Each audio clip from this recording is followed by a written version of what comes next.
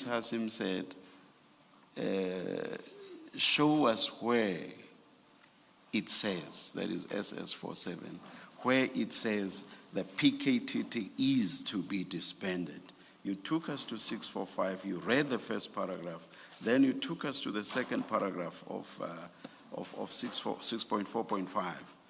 After you had read it, she then asked you, but is it not so that what you have just read was nothing but a plan that was, open quote, being proposed, close quote, and you agreed?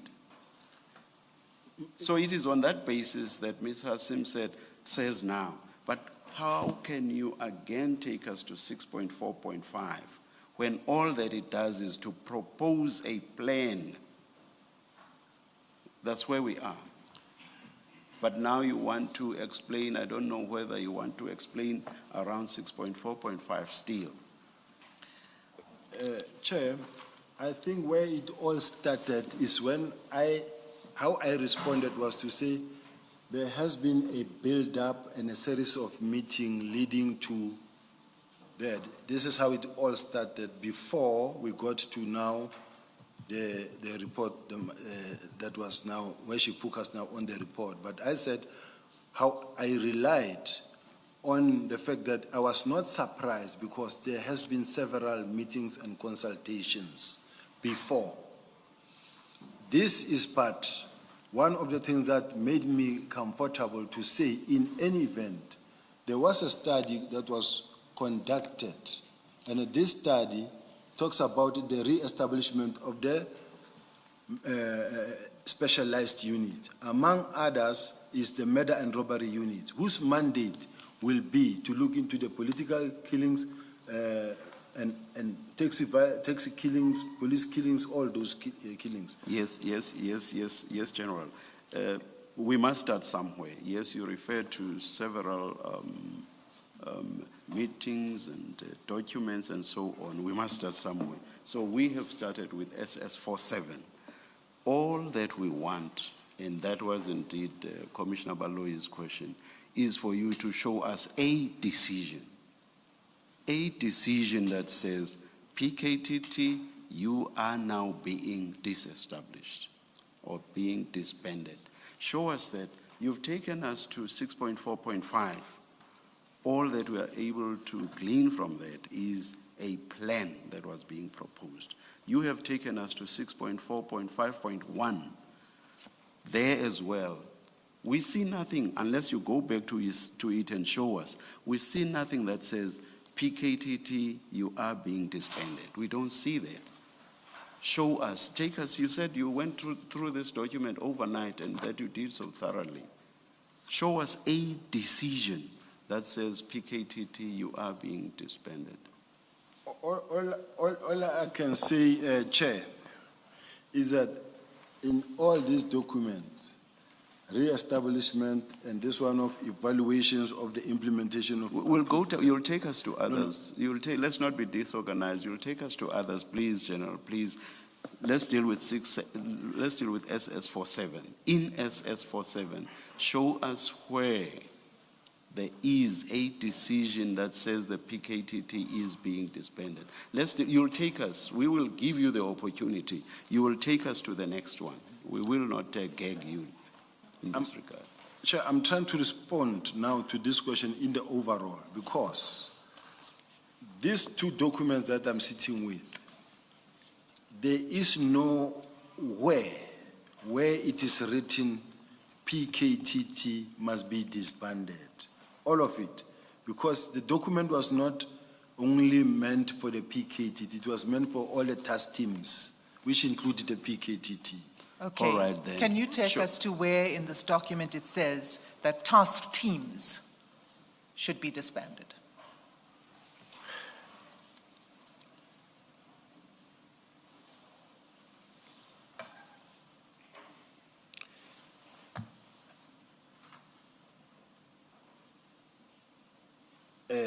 The reason for the establishment of these units was to ensure that provincial directed investigations. Sorry, where are you reading from? 6.4.5, line number 1, 2, 3, 4. Then Are you reading the same thing again? could be conducted with the alternative function to also replace the numerous task team that were functioning at provincial level, to replace the numerous task teams that are functioning at provincial level. Right, and we've already gone through this, and So, you've... Ms. Hassan, let me try and do something that I'm hoping will be helpful, will get us past this point. General, your 645, that paragraph that you referred to, it starts off, it speaks about provincial investigation units, and it says the reason for the establishment of these units, which is the part you're reading, was to ensure that provincial directed investigations could be conducted with the alternative function to also replace the task teams that were functioning at the provincial level. Now, if you turn to page 796 of the same document, I'm getting there. 796 of the same document, Yes.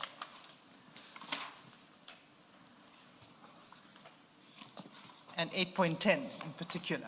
and 11, both 8, 10, and 11. I was going to go to 11.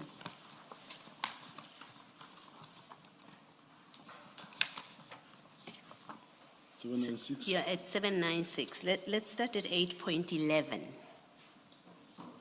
It reads, the provincial investigating units in the provinces that have been established be closed as discussed in paragraph 6.4.5, 6.4.6, and 7.5. So 8.11, it suggests, it recommends, its recommendations. It recommends the closure of PIUs that have been established. And then 8.10 says, current task teams be subjected to an impact analysis by organizational development and strategic management in the province to ensure the feasibility of the existing teams. So 8.10 puts it beyond doubt that this document does not recommend the closing of task teams at all. It says they must be subject to an impact analysis. And then 8.11 says the PIUs that are referred to in the paragraph that you are referring to, 6.4.5, that have been established must be shut down. So 6.4.5 is not where you go when you're looking for a decision, whether there was a decision to close task teams in general or the PKTT. It's not in 6.4.5. And in fact, 8.10 contradicts what you're saying. 8.13, can I read it, Chair? It says the provincial investigation unit be removed from the structure of the detective service as a prioritization as well as cost-saving measures as referred to in paragraph 6.4.5, 6.4.6, and 7.5. However, that says nothing. No, before you go to however, can we agree that the text that I have read, that you have read, that the chair and Ms. Hassam have referred to, all of that text, nowhere does it speak about the closure of task teams in general, and nowhere does it mention the closure of the PKTT in particular. Can we at least agree on the text that we have read? I agree, Chair. Okay, thank you. Okay, thanks.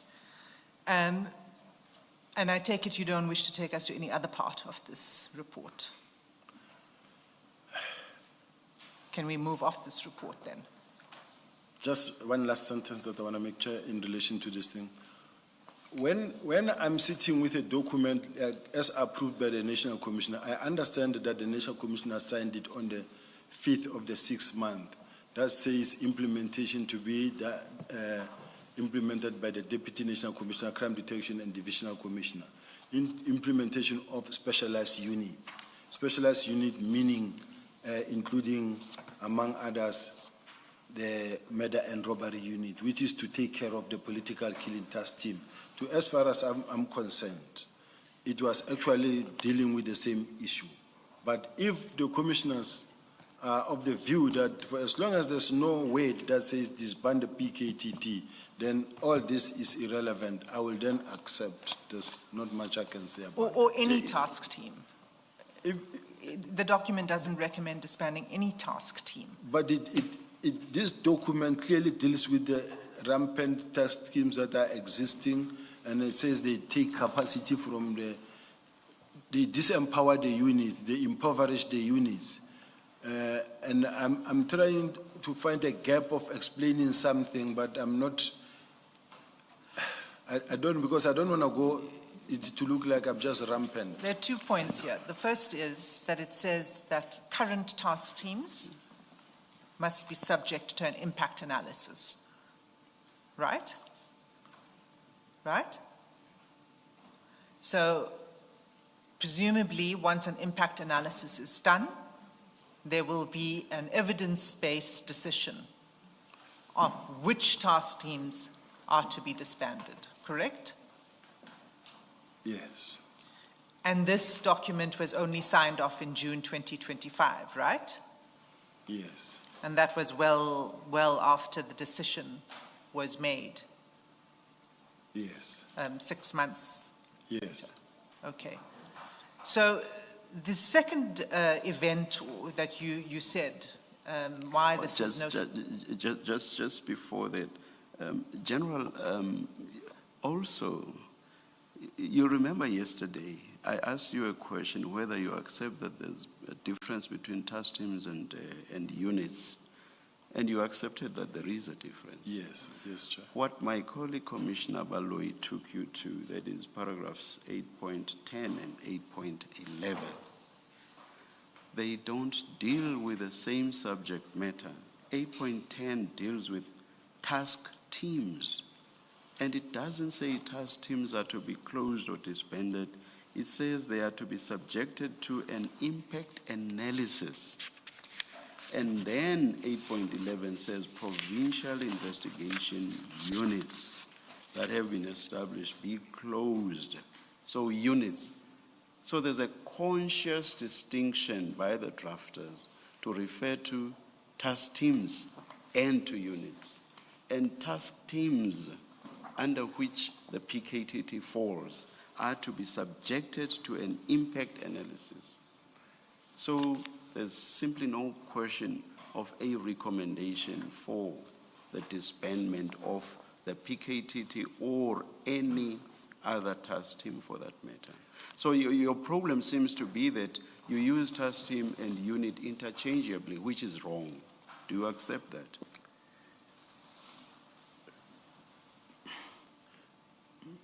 Can I ask a Chair a question? No, please respond to mine. That I can't distinguish between a task team and a unit.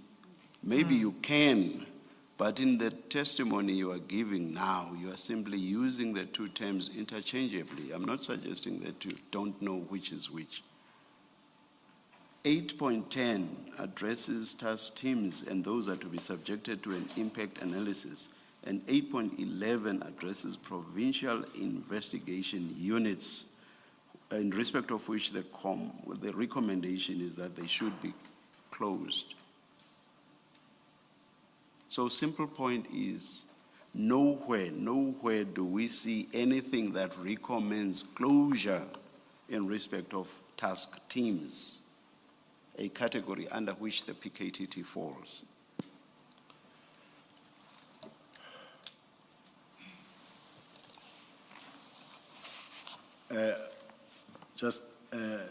Chairperson, let me accept and move on.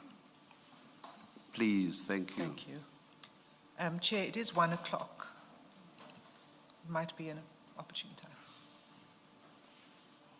time. Let's adjourn and resume at 2 p.m. Thank you.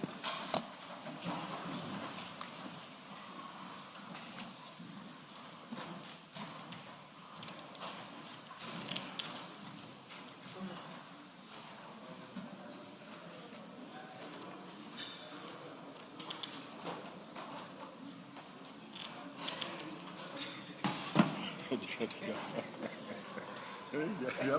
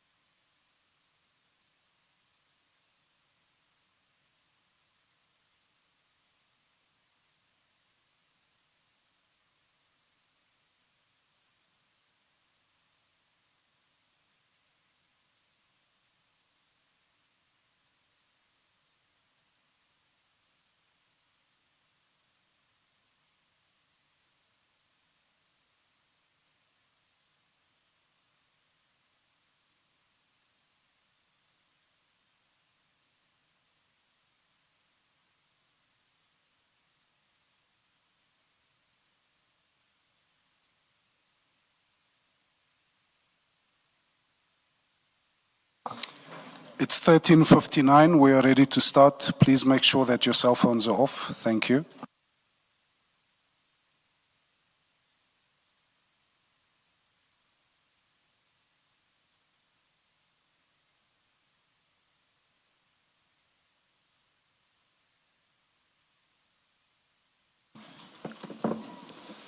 Yes, Ms. Hasim.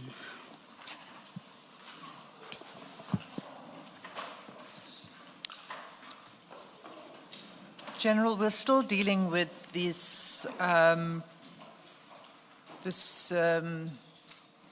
question about your explanation for why it was no surprise that the PKTT was disbanded. We've dealt with the Murray report, but in your statement, you also rely on what you call another event, which is a meeting that was held with the minister on the 1st of November. Let's go there, because you were provided with the draft minutes. And can you please take us to where in the draft minutes it speaks of the disbandment of the PKTT? And Chair, it's at file 6, page 499.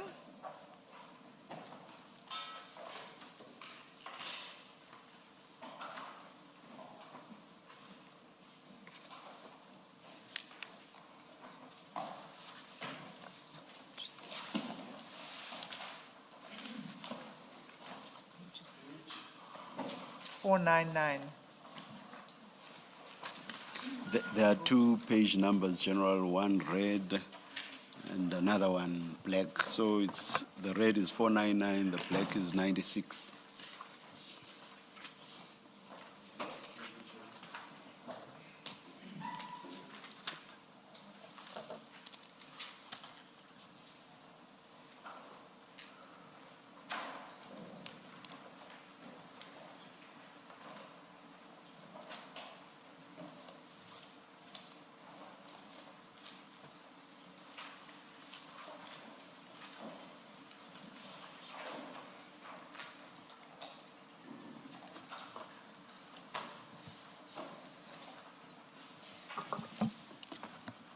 Got it?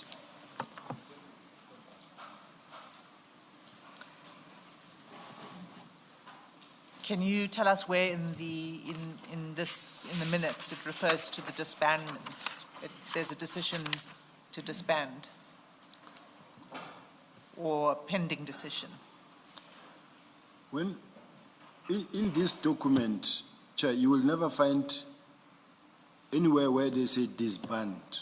But what you will find is the consultative discussions where the topic of the disbandment started, and where, in fact, the National Commissioner himself was saying it was just a task team that was meant to evolve into a unit. It can be done. That's all.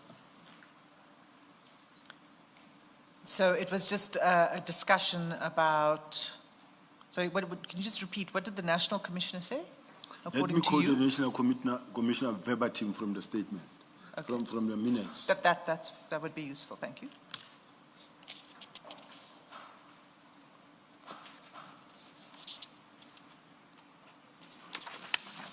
General Masemola indicated that the matter of the he further indicated that, okay, there's the inspectorate. I want to go specifically to a specific. He further explained that a political killing capability that is in place. Where are you reading from now, Jim? My apologies, Chair. That is now the last sentence. May I proceed? Yes. Yes, General. He further explained that a political killing capability that is in place was in a form of a task team and not a fixed unit establishment. This other one is just too dark for me to read.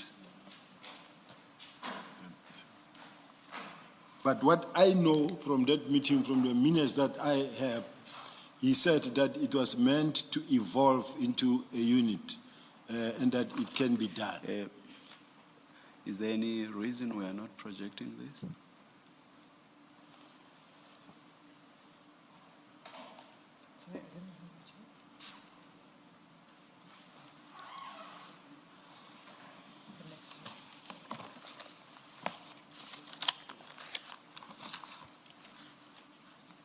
So General, just, sorry, to start, you took us to the last line of page 502, right? Right, and it says, and that he is the National Commissioner General Mkhwanazi. He further explained that a political killing capability that is in place was in the form of a task team and not a fixed unit or establishment. That doesn't say anything about disestablishment or anything. It's a statement of fact that what's in place was a task team and not a unit.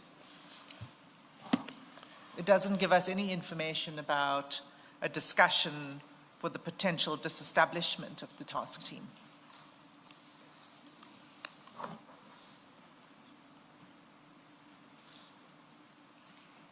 Do you agree?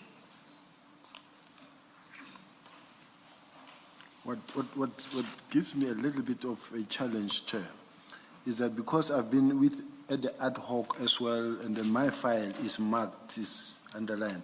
Now, because of at this present moment, when I take a file like this and then I have to go through, now I have to start looking for what I want.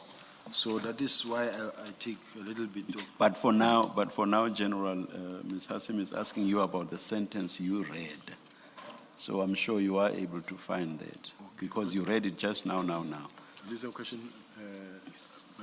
It's the sentence you just read, the last sentence on page 502, right? Yes. You've read it. I've read it out to you. I'll read it again. He further explained that a political killing capability that is in place was in a form of task team and not a fixed unit or establishment. That's correct. That is a statement of fact, right? That is correct. It doesn't say anything about disestablishment of the task team. Correct? The paragraph, the sentence that I read, Yes. yes. Okay. So is there anywhere else in this minute that it does talk about the disestablishment? And if you wish to, sorry, Commissioner, if you wish to look at your copy and then cross-refer to the page number that we have, whatever works, that's acceptable. I'd rather do that, Chair, because I do know that this is the first consultative meetings in the executive meeting where the National Commissioner actually indicated that it can be done. Okay, so you can have a look at your copy. Yes. Okay, so where in your copy, if you just take us to the page, so you'll see that these minutes at the bottom right, they have page 3 of 1 of 15 all the way up to page 15 of 15. So you can use that page reference for the purposes of your answer.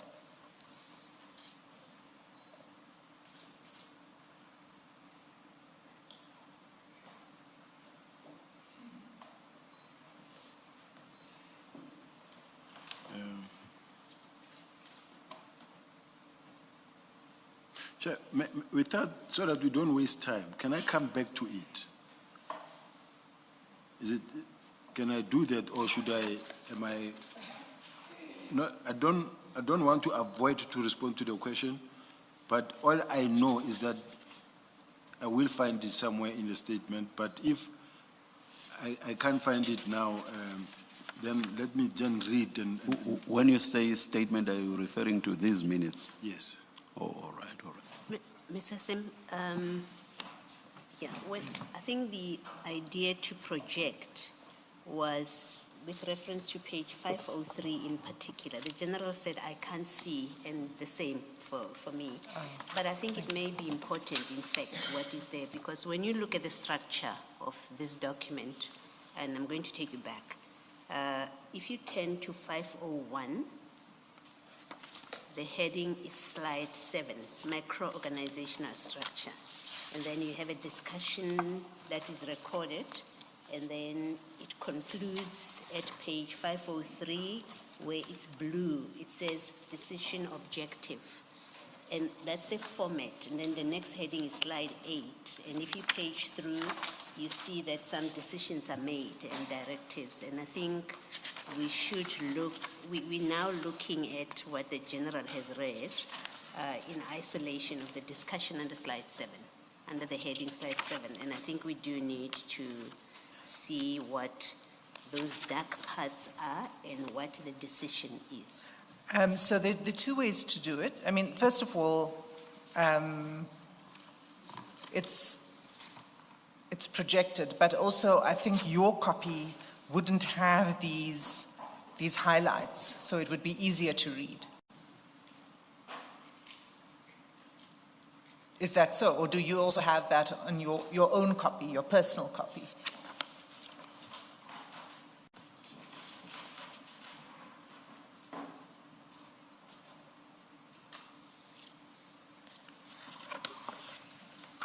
Because as Commissioner Baloy says, the relevant slide in this meeting is slide 7. Slide 7. Slide 7. So it starts on page, let me refer to page 2 of 15. It starts on page 2 of 15. And it goes to page 4 of 15. And it ends with decisions under that topic of macro-organizational structure. And what you've taken us to is part of the discussion before the decisions.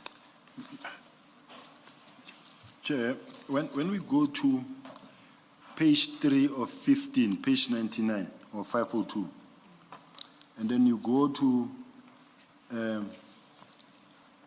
the first highlighted one where they say, this is paragraph 3 now. The minister further indicated that there must be reconsideration and review of certain capabilities, such as the political killing task team, which are primarily about address serious crime. He stated that SAPS should guard against creating structures, stroke units based on specific category, whilst this duplicate the existing capabilities such as taxi killing, political killing, all being about murders. This is where the discussions were also, some of the discussions taken place. Remember before there were some emails that were being sent between the National Commissioner, Mary Diaz, and other people. But then this was the executive meeting called by the minister in the boardroom, executive boardroom, with the top management of the police. And this is where this subject was ventilated as well, with the National Commissioner as well, not really against such. Hence, I asked yesterday for the recording. Yeah? Can I just, sorry, I do apologize. Go ahead. General, in that very last paragraph, what you've read, the very last sentence, this is the General Masemula speaking. He further explained that a political killing capability that is in place was in a form of a task team and not a fixed unit / establishment. Now, if you keep that line in mind, and then you go back to the earlier highlighted paragraph where the minister was speaking, and the minister referred to creating structures, units based on specific category, whilst these duplicate the existing capabilities, and then he refers to taxi killings, political killings, all being about murder. It would appear that General Masemula was in fact clarifying the minister that the PKTT is not a fixed unit. It's not part of the establishment, when in fact the minister had referred to it as part of the structures and units based on specific things. So that's all the significance of that very last line. It's General Masemula clarifying to the minister that it's a task team, not agreeing to anything, just saying it is a task team, it's not part of the fixed structure. I think if you read the two together, you'll see that what appears to have been happening here. But importantly, to the question of Ms. Hassim about the decision, we have a recordal of the decisions that were made in that meeting under the slide 7, where the PKTT and task teams got mentioned. In that decision recorded at 503, there is no decision to shut down the task teams and PKTT in particular. Otherwise, it would have been recorded there. You may look at the screen behind you. Perhaps you can just read the decisions Yes. and you can then answer.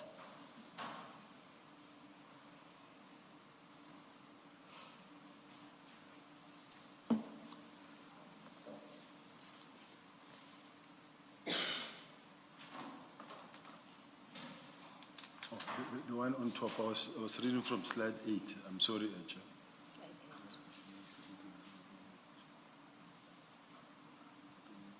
So what comes before that, that is what has the yellow highlights, is the discussion, and then the decisions on that are what Commissioner Baloy has just referred you to.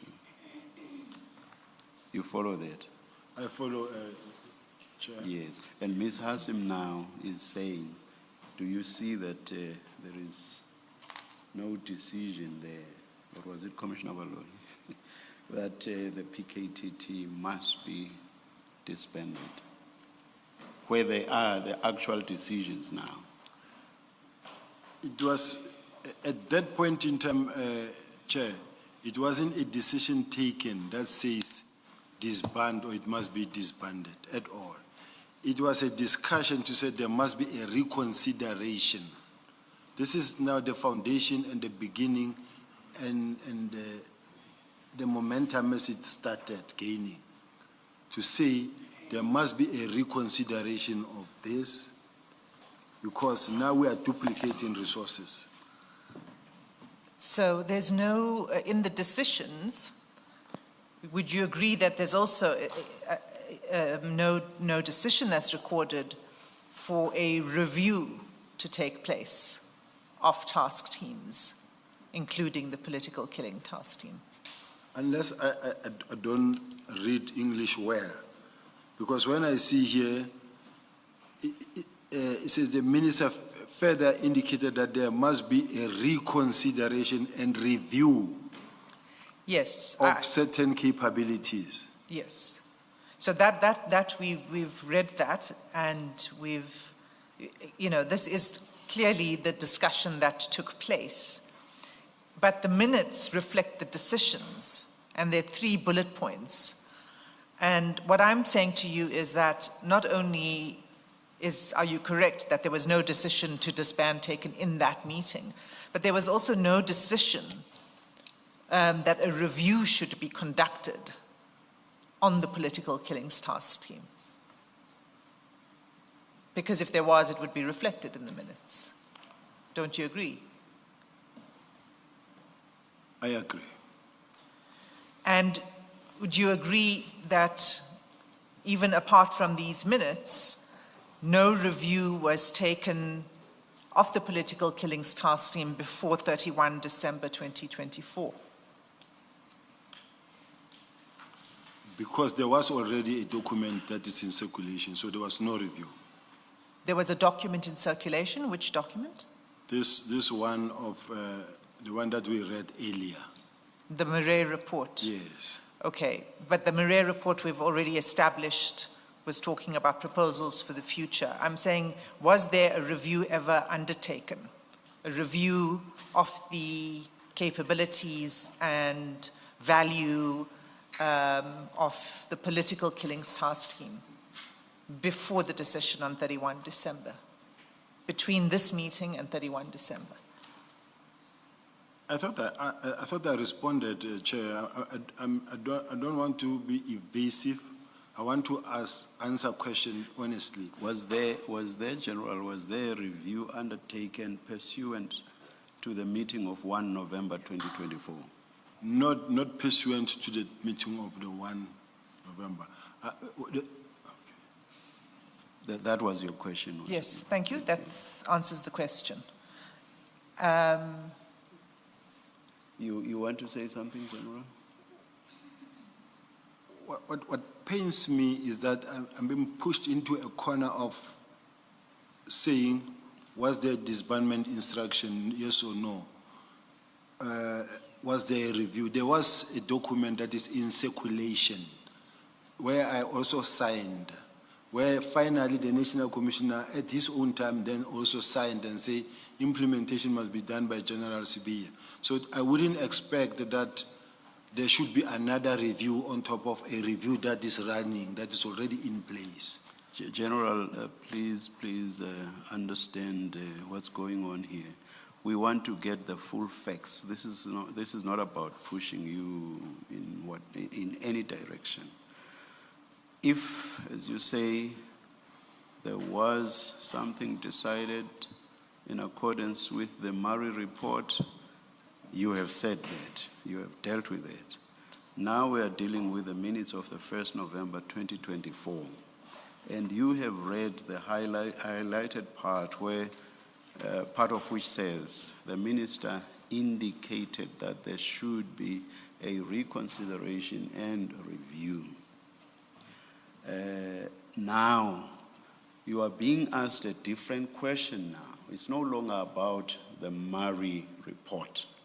It's about the meeting of the 1st November 2024. And you are being asked a different question. Was there a review? Because we want to get all the facts, the full facts. Was there a review pursuant to the 1st of November 2024? We are past the Murray report. That's why you've already responded to the question. I'm just giving this explanation to disabuse your mind of this idea that you are being pushed into any particular direction. That's not the idea. These are different facts. You've dealt with Murray. We are now dealing with the 1st of November 2024. Thank you. Thank you, Chair. And the reason we're dealing with the minutes of the 1st November 2024 is because you drew to our attention that this was a significant event that led to the disbandment decision of the 31st of December. So just to explain why I am taking you to the minutes. Now, we've dealt with the minutes. There's no decision in the minutes to either disband or to undertake a review of an analysis and an evaluation of the political killings task team that we've established. But my next question is, despite this, was there any review taken of the PKTT between 1 November and 31 December? The answer is no. Okay, thank you. But can I clarify something? Yes.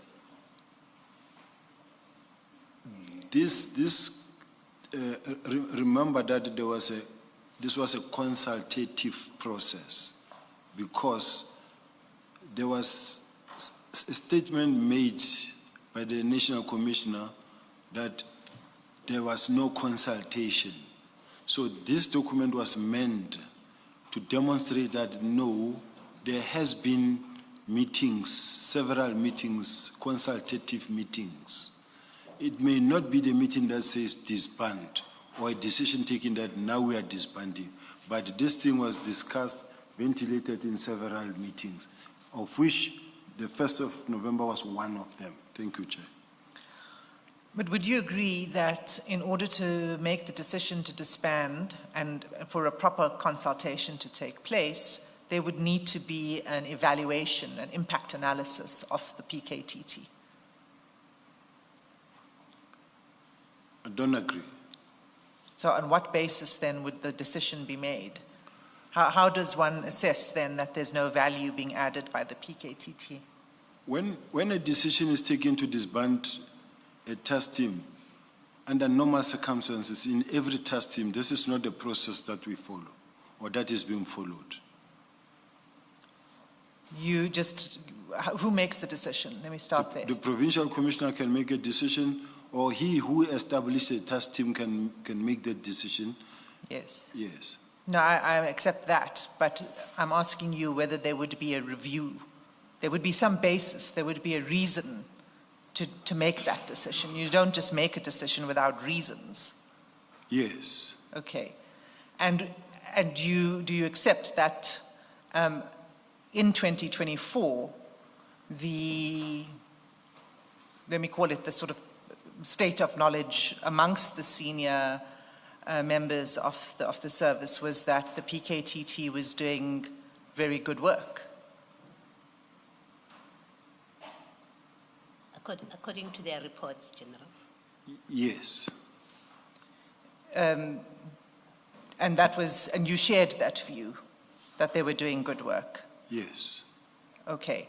So what then do you say was, but you say that there therefore doesn't need to be any review. So if in 2024 you say they're doing good work, in fact I think you agreed they were outstanding in their work, what changed? What changed is the fact that from where I'm sitting, I'm focusing nationally. I'm not focusing only on KZN. Now, as far as I'm concerned, from where I'm sitting, the capacity that is in KZN does not exist in Cape Town, where I'm sitting with gang violence, where people are dying every day. El Dorado Park, Westbury, many other areas. I have also instances where other political killings that are taking place throughout the country, like in Mpumalanga, where they are not being attended by the PKTT. So which means we focus in the resources, a lot of money, a lot of budget only on one particular task team that is serving the interest of only one province. So I am national, looking nationally at all the provinces. I'm not sure what the answer is,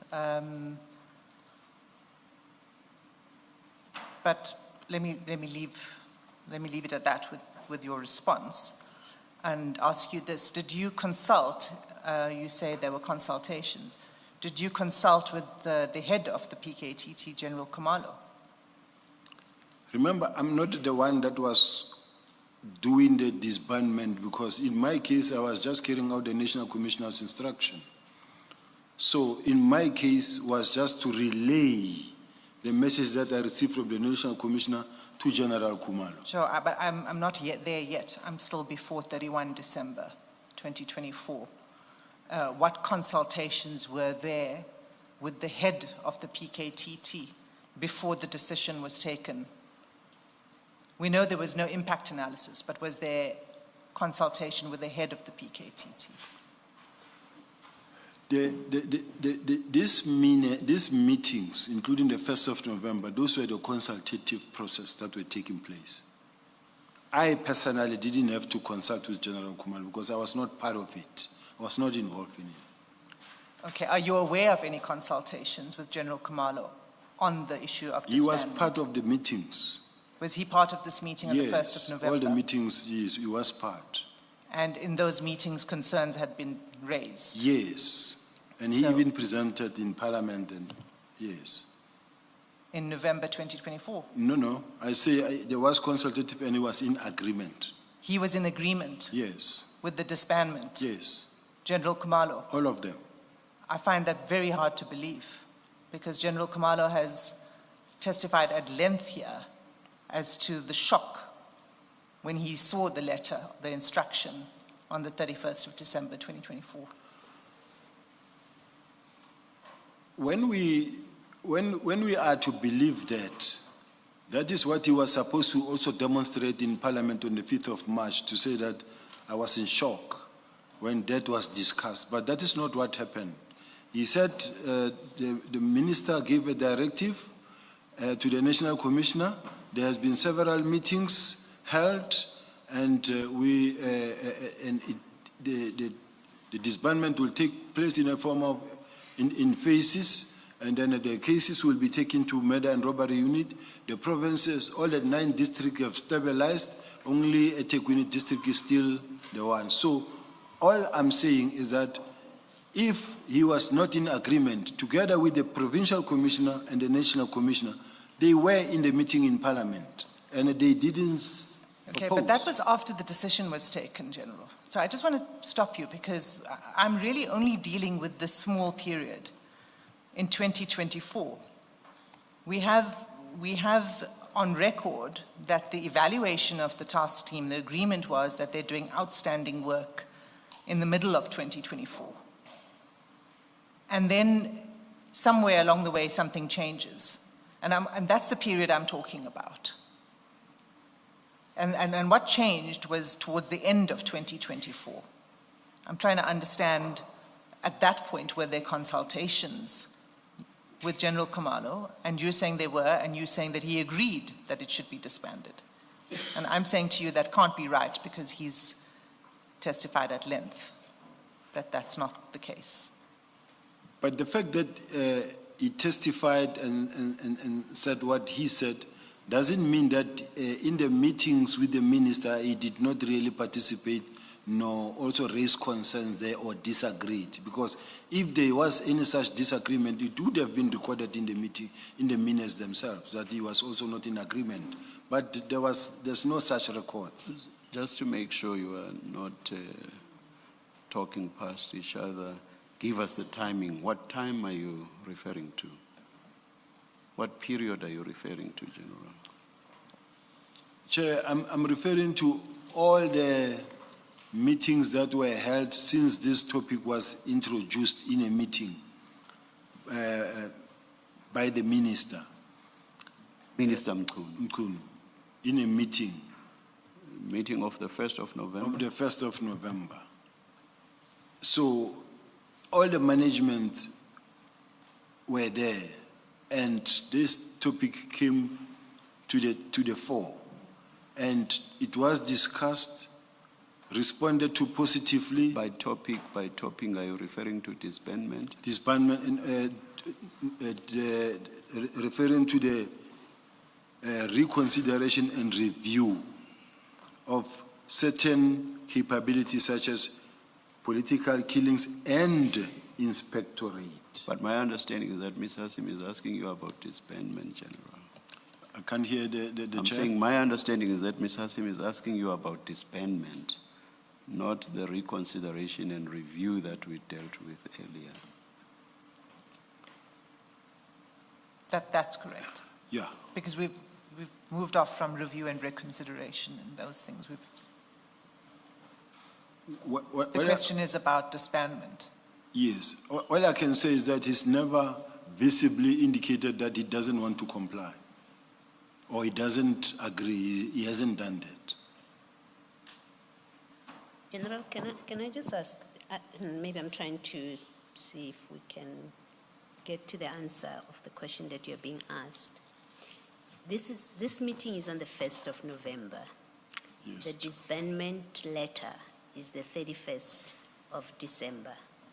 What do you say happened after the 1st of November? Because on the 1st of November, the minister says there must be reconsideration and review. He expresses that view. And then we know it's not in the decision. The decision is not made.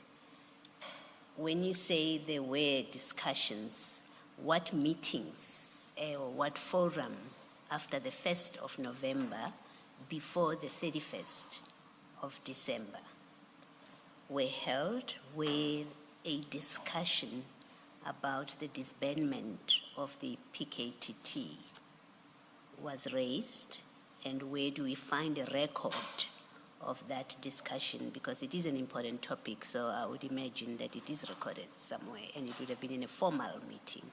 So I think you do need to be specific, more specific than saying it was discussed. You need to say there was this meeting and there was that meeting. And this is what was discussed, and this is the decision, and there has to be a minute of that meeting. All I know, Chair, is that there was that meeting of the 1st of November, And then from there, it was just what was placed on the table. We all didn't expect that there will be a letter written, but on the 31st, the letter came. But in between, I am not in a position to tell what happened. You're not aware, or you know there were no meetings between the 1st of November, at least none that you participated in. Meetings after the 1st of November, there's no meeting that you know of or that you participated in that discussed the PKTT and made a decision it will be disbanded. Is that what you're saying? What I'm saying is that I have never been in any other meeting. I have been in all the meetings where this was discussed, but between November and... Those meetings are before the 1st of November. Remember, we are talking about a defined period.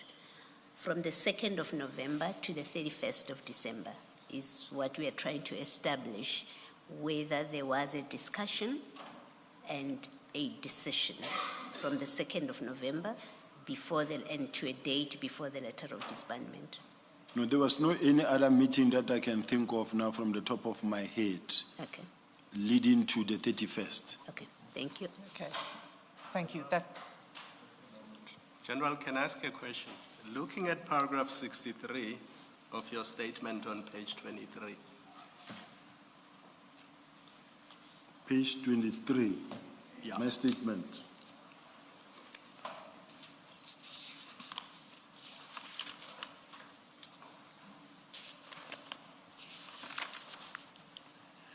Yes, Chair. I don't see any inconsistency between your statement and the minutes of 1 November 2024. But my question is really this. Was there a review by the SAPS Executive Committee as contemplated in paragraph 63 of your decision? Because you are part of that executive committee, not so? It's correct. You are. Was there a review by that executive committee which you are a part of? Not at all. So we know this did not happen. This did not. So what was your expectation as far as the existence of the PKTT was concerned after this meeting? So what is the next thing that you expected after this meeting? What I expected was that since in the meeting the minister raised about the disbandment or the closure of the inspectorate and the PKTT, it was now a subject for discussion that at some point is going to happen. And that did not happen. There was no discussion at some point. There was no discussion in between because the National Commissioner raised certain concerns in relation to like your inspectorate and say it can be done, however, it's going to cost 1, 2, 3. So the next thing you saw was the minister's letter. On the 31st. Before there was a discussion. Yes. And before there was this review by the executive committee. That's correct. Since the 1st of November to the 31st. Yes. So then why do you say General Masimula is feigning surprise when he says when he saw the letter he was taken by surprise? If you yourself expected that there were going to be discussions, there was going to be a review, is it not a surprise that a disbandment letter that directs that the PKTT be disbanded immediately comes before this discussion has taken place or before even the executive committee of SAPS has set to undertake the exercise which you say would have been the next step? I would be surprised if this topic or this subject was never at any given moment discussed. I just saw a letter on the 31st. But if I know that at some point there was this meeting held and my contribution was this, then when that decision comes and it comes as a surprise, then as a National Commissioner, I will then take it up with the minister, revert back without pushing it further. So I'm saying, to me, he cannot say it came as a surprise because it wasn't the very first time he came to hear about the matter. Not the review, the disbandment. Remember, the first time he's hearing of the disbandment is when he sees the letter. He might have heard about a suggested review, a suggested impact analysis, but that is different to a disbandment decision. The first time he hears about a disbandment is in the letter, because the minutes don't say anything about disbandment. They talk about a review. Murray on the 6th of March 2024 talks about an impact analysis. So the first time the National Commissioner sees the word disbandment is on when he sees the letter of 31 December 2024. And that is the sub.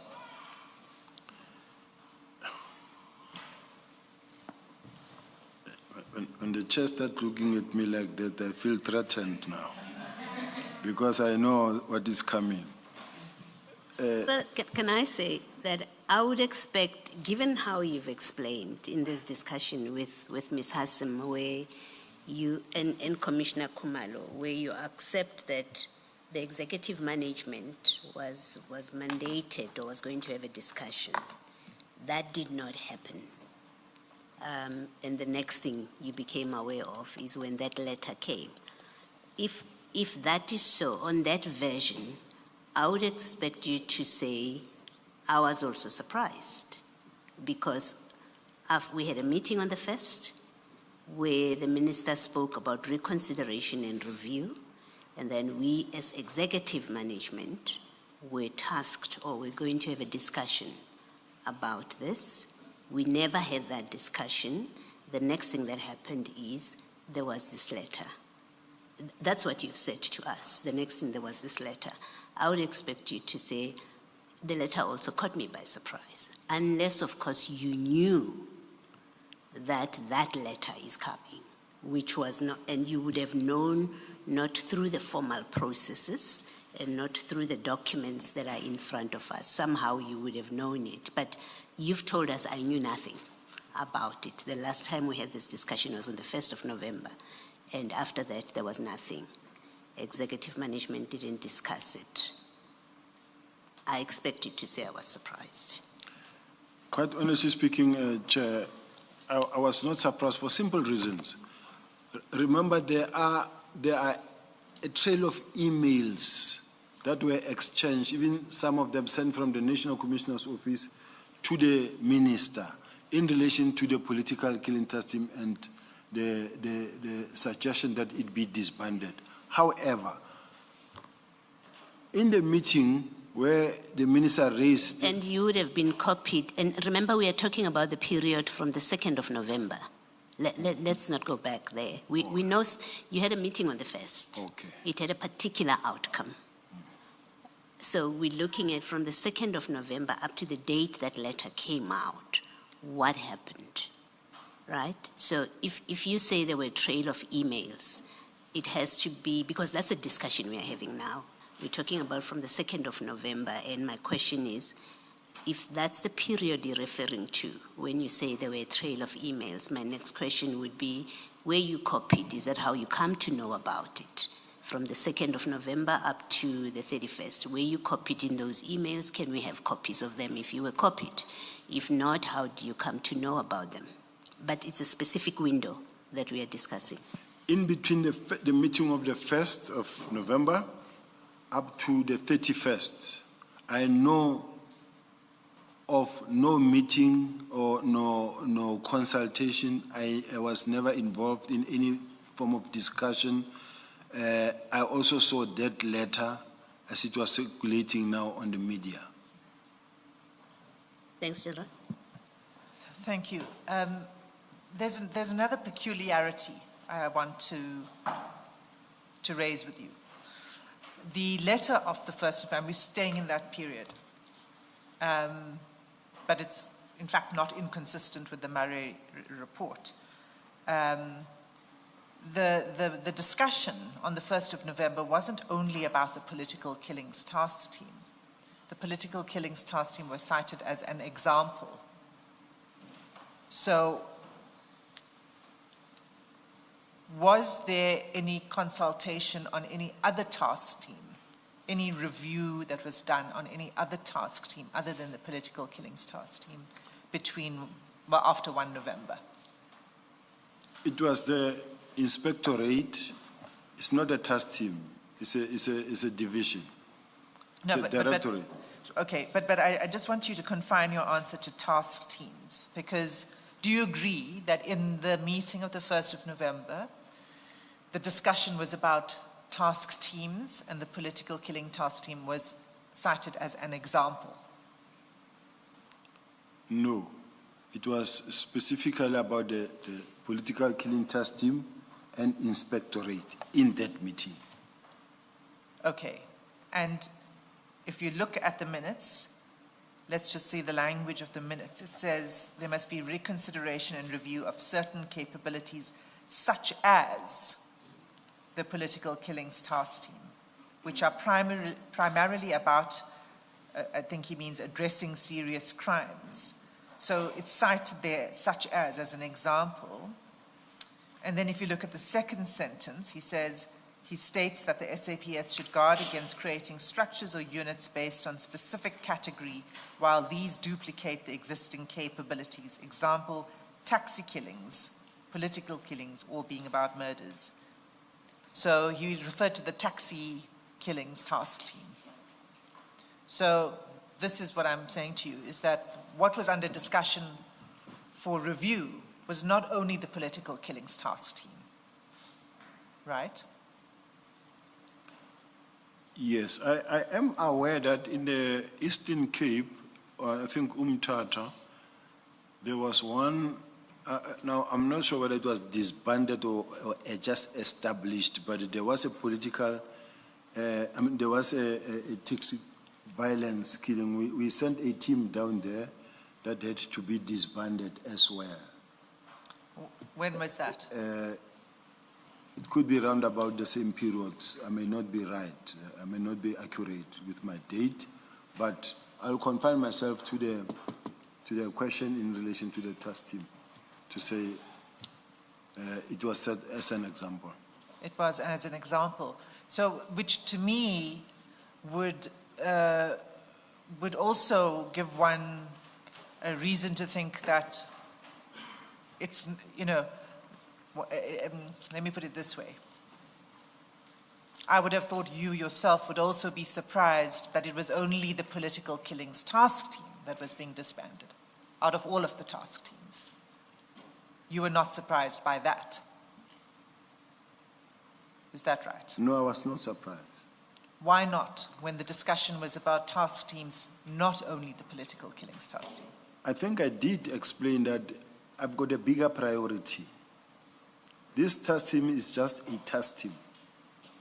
I have a bigger priority to address the murders in the country, throughout the country, where people are dying in numbers. So this was just part one of a small task team that is taking a bigger budget that could be used to address a bigger picture. So to me, when that happens, it suits the program of making sure that we create a capable state throughout the country. There are other task teams with big budgets, do you agree? Yes, I agree. Some with bigger budgets than the political killings task team. Yes, I agree. And why then was this one singled out in your view? Because it was singling out, we can see that, of this task team.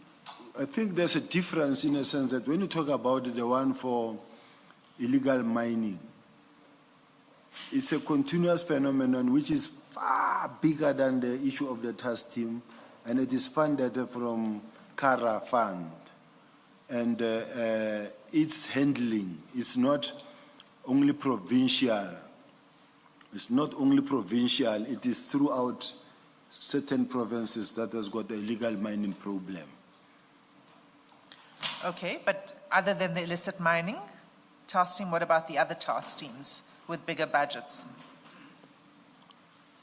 I'm not aware of any that will have the similar amount of money because, in fact, we were crafting all the extensions and then the request for funding for the budget in terms of the millions.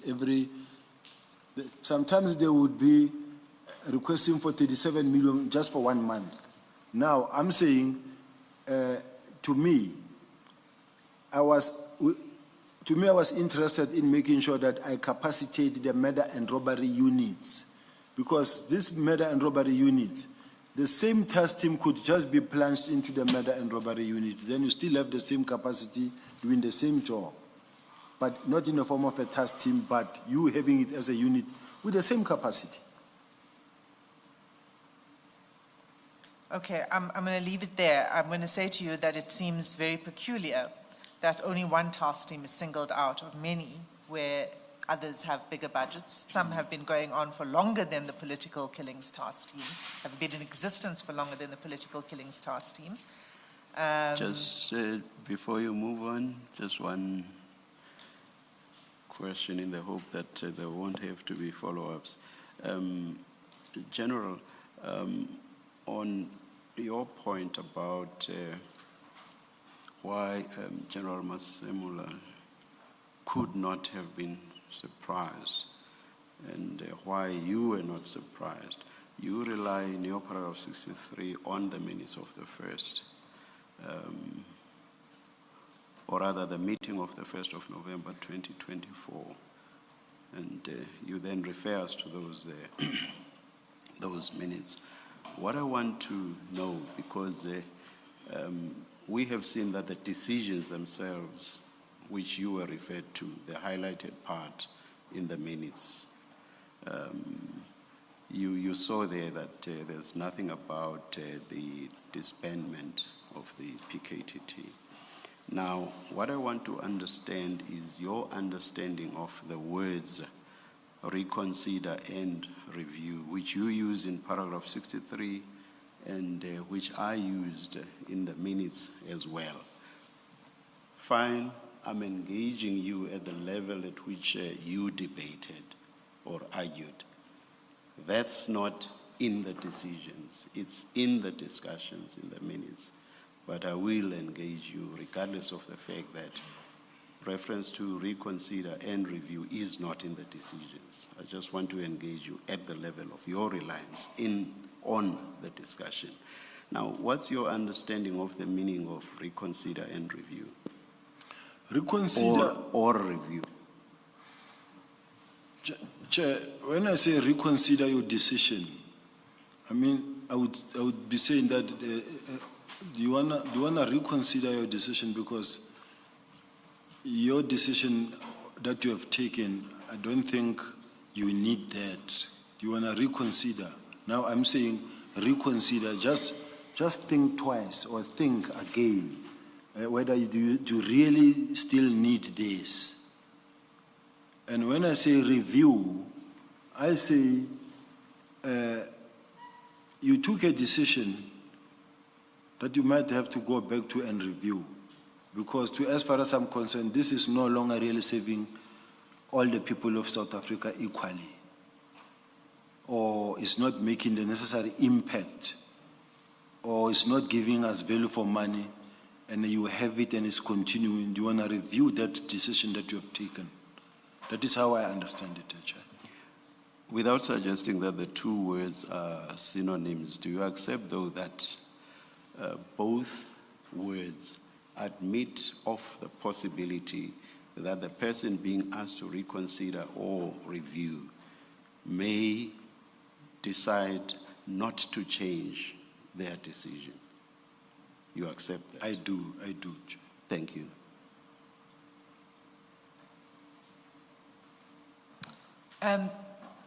General, you said that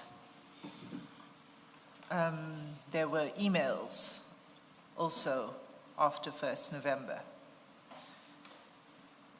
in response to the question from the commissioners about the surprise of the National Commissioner. You said he shouldn't have been surprised because there was a Marais report, there was a 1st November, and there were emails, and he was copied on those emails. What emails are you referring to? I need assistance because we do have them here. I must just refer to them now because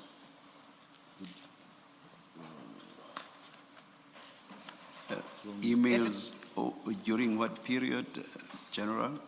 It will be before November. No, Sorry? Sorry? It will be before November. From when? Oh, before November. I take it that it will be before the November, because she asked me what emails. All right, okay. That forms part of the build up towards that meeting, towards the disbandment. All right, okay.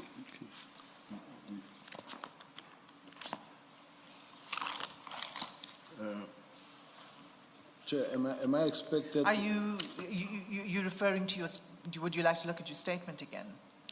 Are you referring to the complaint by Mr. Haas? That one and many others that were even referred from the Office of the National Commissioner by Brigadier Letoko, and said this one must be dealt with by the minister. So those type of message emails were there. And then given a chance now, I can look at it. It's just that at this point in time, I'm concentrating on responding. Now, being taken to now, I start looking, I look confused. But I have those emails. In the meantime, maybe my team can assist me in the meantime as I'm responding. Oh, Mr. Sim, shouldn't we leave them for the General to try to find and perhaps produce, perhaps overnight? Well, he refers to it in his statement, Yeah, and they're annexures to his statement. So maybe I could Please, assist the General to find it. At paragraph 69 of your statement, you say on 6 November 24, the Haas's complaint was circulated to the Office of the National Commissioner. And you say a copy of the correspondence at the end of the paragraph is attached as SS7. So maybe we could go there. Is that what you're looking for?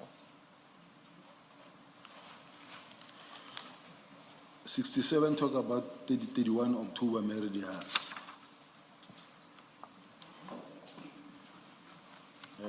I just want to get to all of them.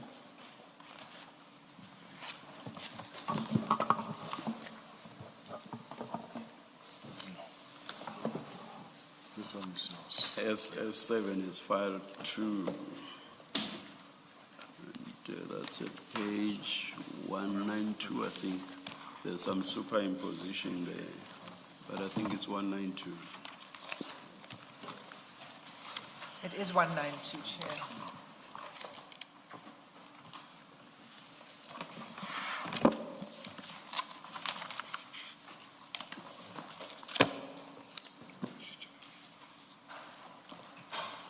Yes.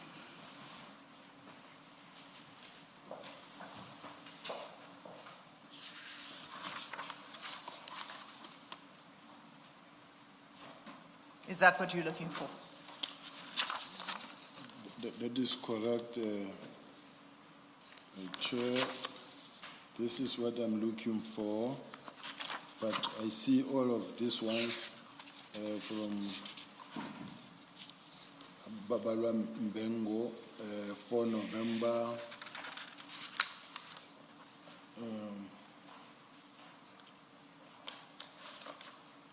And Ms. De Haas is SS6. SS6 is the complaint itself.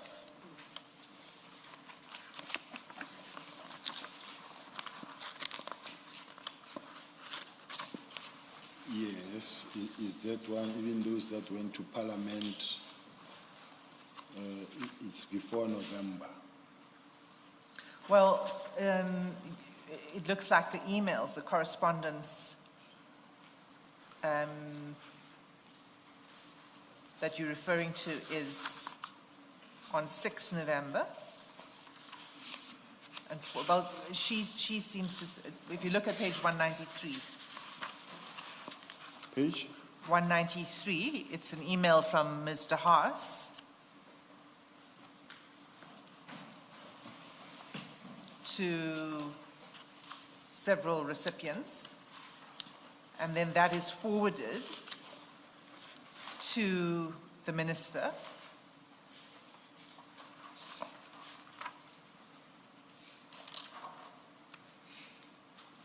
Yes, I see it, Chair. Okay, so is this the correspondence you were referring to? I think this is the correspondence I'm referring to. Okay, and what did you want to say about this correspondence, that there was a complaint? Yes, what I wanted to just say or indicate is that this discussion, the meeting of the 1st of November wasn't the real first discussion to discuss this issue. There's paperwork and build up towards that meeting of the 31st, because there were some complaints and there were some exchange of emails regarding the political killing task team. So, as far as I'm concerned, is that if this communication started as early as November, with few emails being exchanged, and then some of which has been sent to the minister by the Office of the National Commissioner, as far as I'm concerned, it was now a subject that was being discussed or under discussion. Now, if on the 31st of December, I see a letter circulating like that one,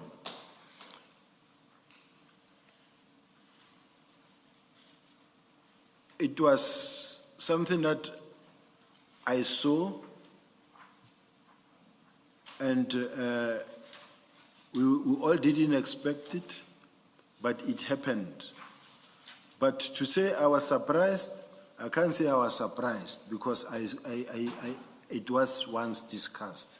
So it came. And the fact that even in the meeting of the 1st of November, the National Commissioner just indicated that this is just a task team, not a permanent unit. It was meant to evolve in a permanent unit maybe.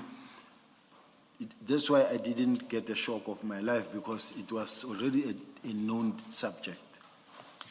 Okay, I'm not going to go back to the 1st of November because we've dealt with that and we've said that the minutes don't reflect a decision. And I'm not going to reopen that unless you want to say something, you want to change what you've said earlier.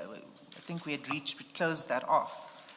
I was trying to probe with you what other, because you said there were other emails. Now, we know that the emails you've just referred us to is this complaint from Mr. Haas.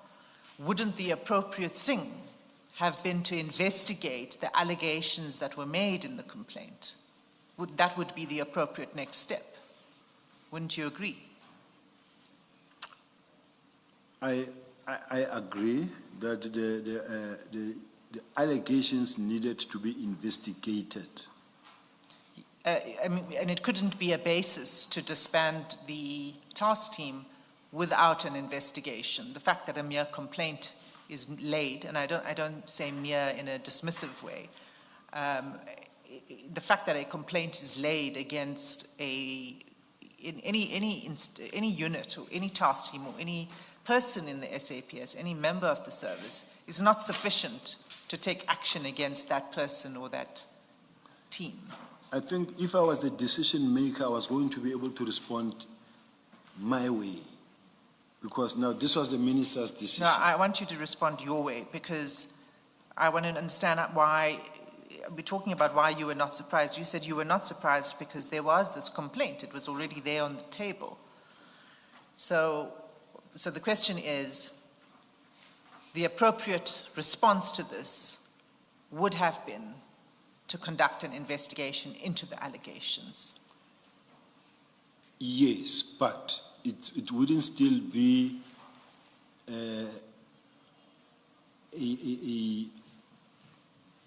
what shall I call it, a game changer, in a sense that the fact that there is this complaint, among the many complaints that existed, or that, because people have been complaining, some of them, maybe other complaints about the PKTT. And if there's a decision that says, look, we have a study, we've conducted a study that says we need to recapacitate the murder and robbery unit. To me, I'm looking at it my way, commissioners. My way was, I want to capacitate and strengthen capacity in all the murder and robbery units. So to me, disbanding this PKTT would be a first prize. Would be first prize? Yes. General, why not disband the taxi killings task team for that same reason? You're concerned about budget. You want to capacitate other units. You have the taxi killings, and the minister does say in that 1 November meeting that they, like the PKTT, are doing work that involves murder. And in his testimony before us, he said, all murder is the same. So why were you not thinking, oh, it's even obvious that the political killings team should be dissolved as well because you're concerned about budget? Thank you very much for that question, Commissioner. It actually led me and assist me in being able to respond, actually, because first and foremost, how many politicians get killed? Let's take 1 to 6 months. No one. Or one. Taxi killings, people die almost every day or every week. When you look at what is happening in the gang violence, your Cape Flats, everything, where people are dying every day. Sorry. So you disagree with the minister's suggestion in that meeting? Because remember, on the 1st of November, the minister mentions the political killings task team and the taxi, what he calls the taxi killings. So he didn't just say the PKTT. He referenced also that taxi killings task team, that there has to be a reconsideration and a review to collapse them into the murder, I think it's a murder and robbery unit. How you're starting now about the taxi killings task team is that you saying, well, you don't agree with the minister that there needed to be a reconsideration even of the taxi killings task team? No. What I was basing my answer on is that the political killing task team is actually not such a busy task team, because politicians don't die every week or every second week. But we're maintaining it and we're spending millions on a daily basis in hotels. Now, I'm saying, from where I'm sitting, we could use the budget better. In April 2024, you approved the allocation of further funds, which suggests to me, at least, that this position that you've now adopted and are justifying about disbanding the PKTT is an afterthought. Certainly you were not thinking that in April 2024, because you would have refused to make the recommendation to support the request for funding, or you would have made notes expressing your reservations, even as you recommend. But you don't do that. You give an unqualified support for request for funding. That's in April 2020. Sorry? To be precise, Commissioner, it's 26 March 2024 Yes. was the date of the general signature. So in March 2024, you support a request to fund the PKTT, the very one that you say, well, I need the money. They're just sitting in hotels. I need the money, but you support it without qualification. You have to be able to reconcile that. Otherwise, it's a later change of mind about the PKTT, what you are now telling us, because your conduct in March 2024 suggests you did not have the concerns that you are now expressing after it is disbanded. Now, let's look at the first date. Is there, when I recommended, is March 2024. 26 March 26 2024. March. And at that point in time, It was in fact the very first time I'm included, even in the correspondence or communication of saying we need budget. I can't stand on the way when they say we need budget. It must via my office. It was the first time because it has never happened like that. Now it comes to me, I can't say no, and I can't question it because this thing is being brought to me. That must go to the National Commissioner for signature. I say yes, they're doing a good job, they sign, and it goes. However, when the issue of the study then comes to me at a later stage, remember when it's my signature now on the document, evaluation document, it is at a much later stage in 2024 when I signed and say that I've gone through these documents and I see that the political killing task team's mandate fall in fact under murder and robbery unit. Now, I've murder and robbery unit everywhere in the country. We also have murder and robbery unit in KZN. It's a bad idea. It's a waste of money. Let's put the money elsewhere. And all I was seeking to establish with you was that that must be a view that you formed only after the 26th of March, 2024. Has to be, because you sign and recommend or support funding for them for another period in March 24. So it's a view you formed after March 2024, and I think we've agreed that. You've said up to that point, you knew they were there, you knew their purpose, and the work that they did, and you supported that. You give an explanation that, well, I didn't know anything. The National Commissioner, it had to go to the National Commissioner. I couldn't say no. It's difficult to accept that someone at your seniority, if they hold real, genuine views when they are given a document to sign, they wouldn't look into it and say, what is this, even if you didn't know. But you knew about the PKTT. So what I'm checking, or what I'm discussing with you is something changed with you after the 26th of March. It has to be. Something changed that you now hold a different view about the PKTT that makes you say, of course they had to be disbanded. Can I respond? And the question, yeah, in your response, I would like to hear, what is it that changed? Chair, what I want to say is that I was promoted to the rank of a Lieutenant General with effect from the 1st of July 2023.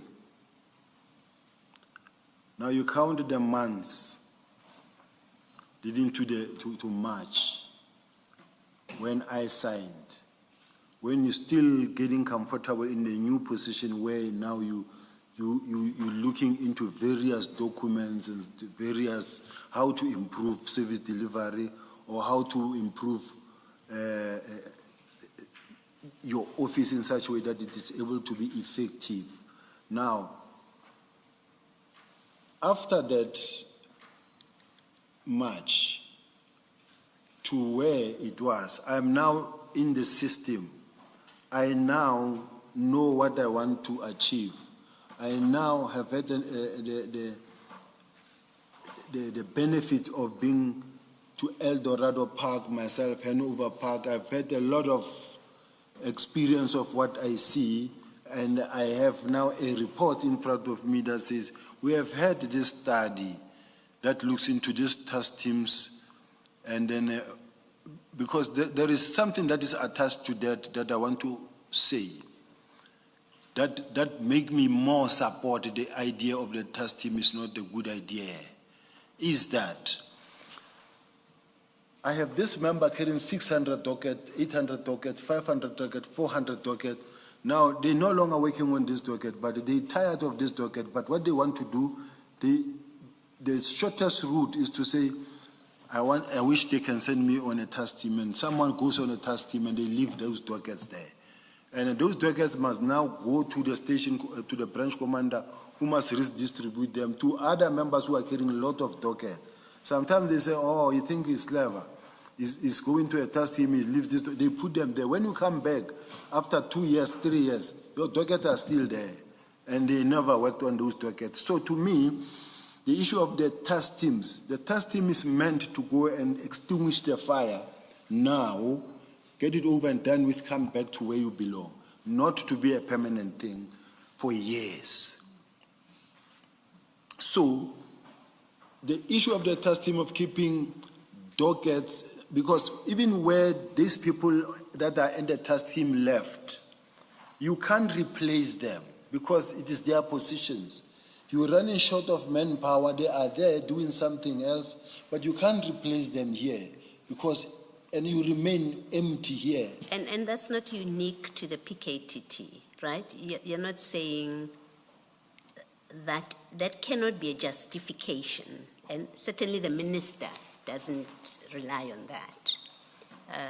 And in the documents you've referred us to, there is no such discussion as a consideration.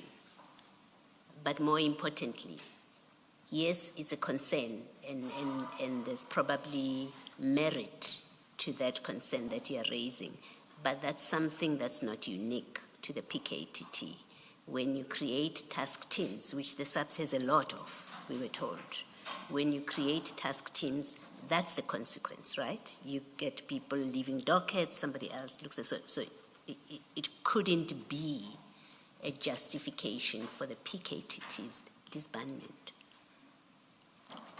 I wouldn't want to get into that space because in my case, I don't want to speak on behalf of the minister as to whether it was the reason or not. But to me, it was a decision that I really didn't have a problem with. Okay. Thank you. Thanks, Mr. Smith. I just want to, did I hear you correctly when you said you signed on 26 March 2024 without applying your mind to it? Is that what you were saying? I don't remember saying without applying my mind, Chair. So it sounded like that. Can you just clarify? You said you just signed it on 26 March 2024. I've never even also said I just signed it. I said I was just arriving. I was still getting comfortable within my position, still looking at issues and where to improve service delivery, and then which is what works and what is not working. But at that point in time, it was the very first time that I get involved into the PKTT. I've attended the meeting of the PKTT only once in KZN because I was with the National Commissioner. We went there to KZN, but there I've never known about their operations, and no any other person was allowed to know what is going on inside there. So that is why I say, to me, even when they put this document in front of me, I signed. I had to sign because they say to you, this is for the extension of the PKTT, for the political killing. And this is because of we are facing elections, we are facing that, so I had to sign.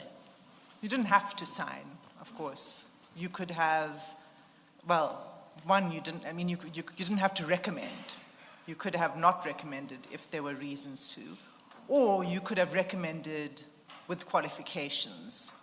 You gave a blanket recommendation, and that's the difference. You could have had qualifications attached to your signature, like other signatories have had. The fact that I this time I applied my mind and then signed what the National Commissioner gave me to do, it tells you that at this present moment I was now working, applying my mind. I did exactly what the National Commissioner asked me to do, and I gave it in. Which one are you referring to? Signing that? like for an example, whatever that happened, I just complied with the National Commissioner's instruction. So when you say I didn't need to sign,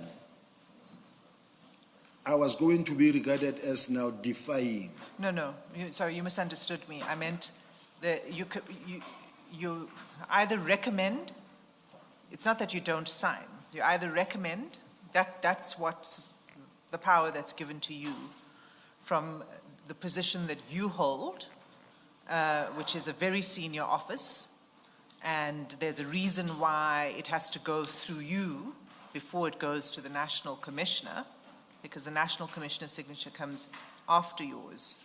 So he is relying on others to have looked at it from their perspective to see what your views are for him to give final sign-off.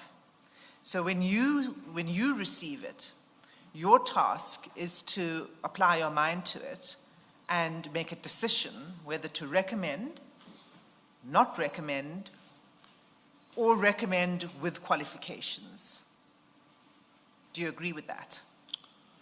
No. Let us look at the current situation on what I'm going through now.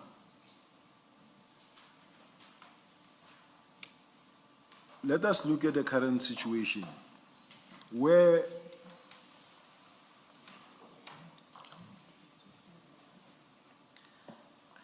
Sorry, I'm getting a note passed to me. let's Chair. look at the current situation.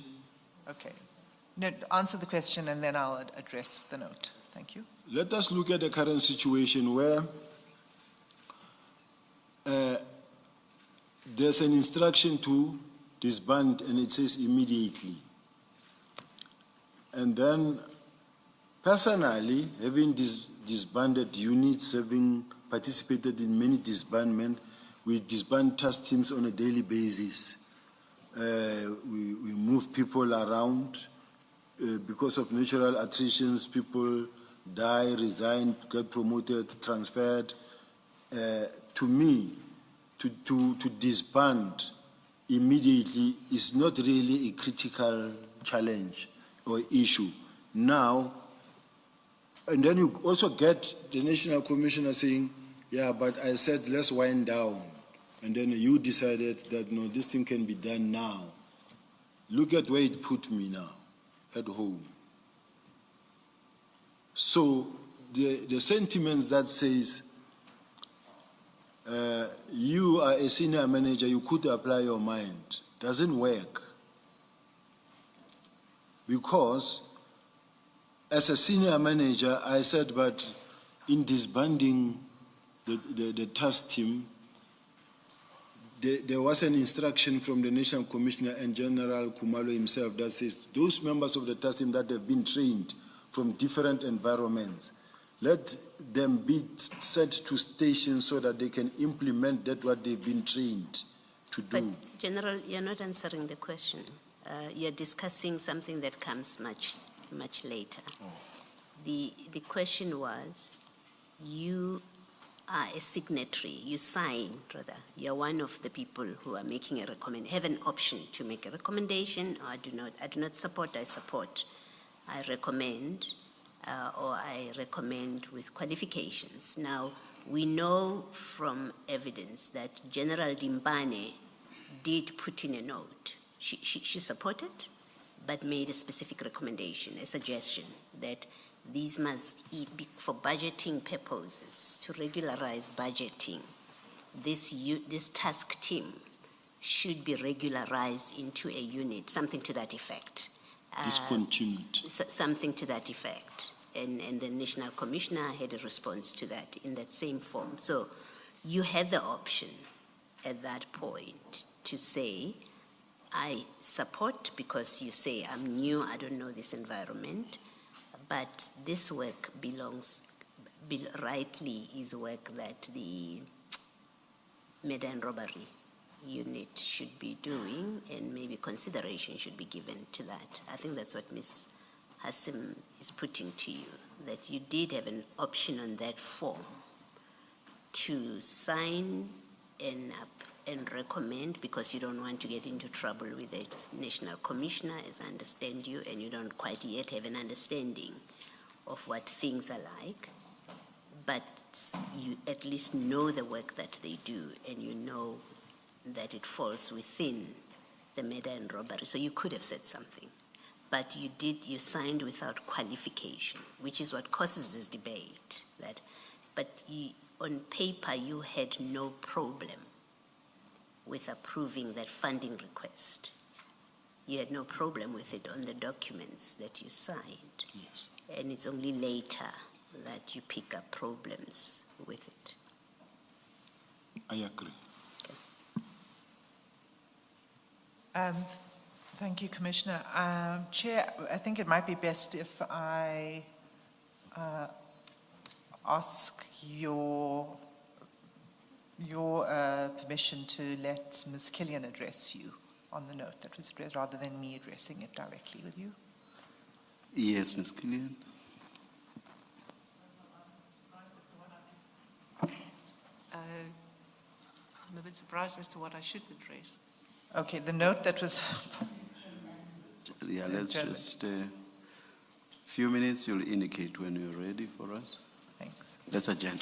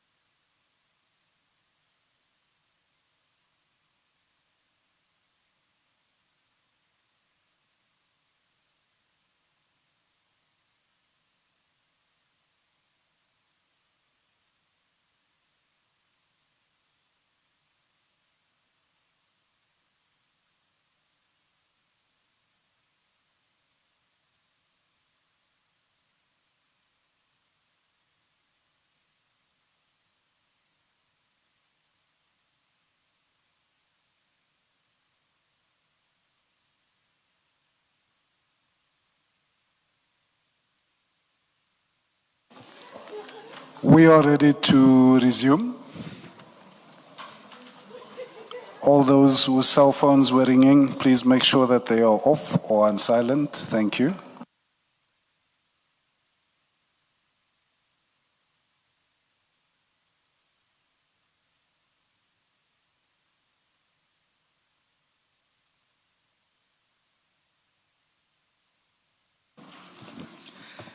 Yes, Mr. Sim. Thanks, Chair.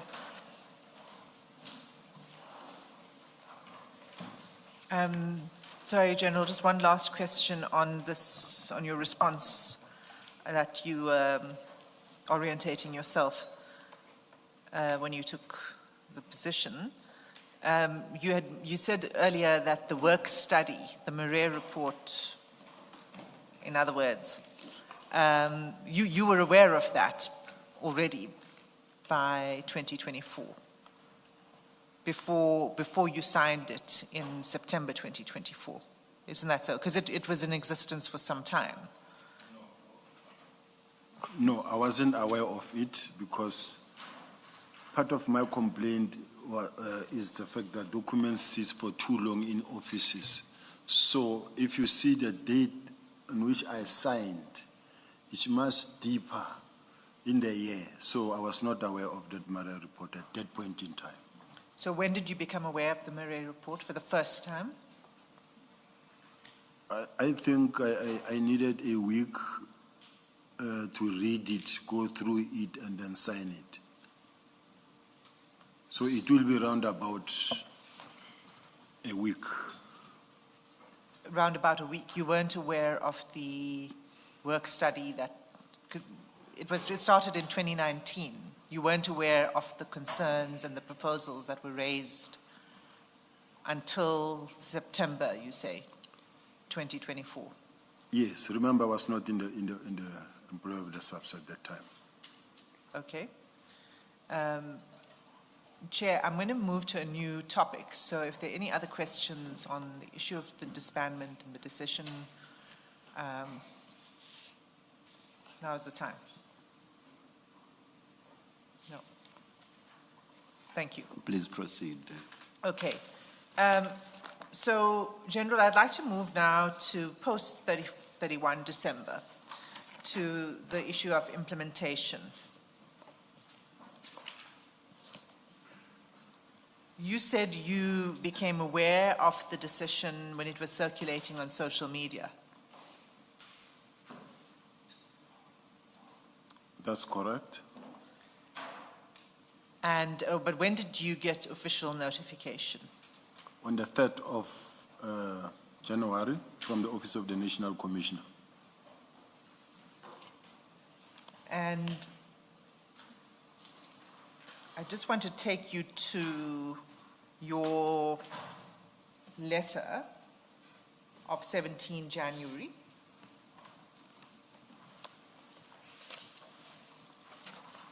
And that is SS 13, page 205.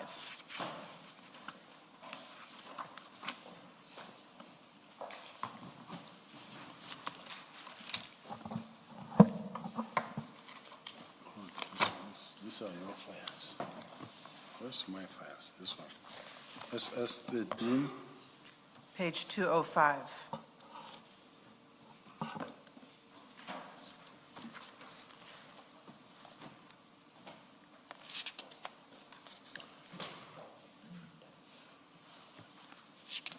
Let me know when you have it.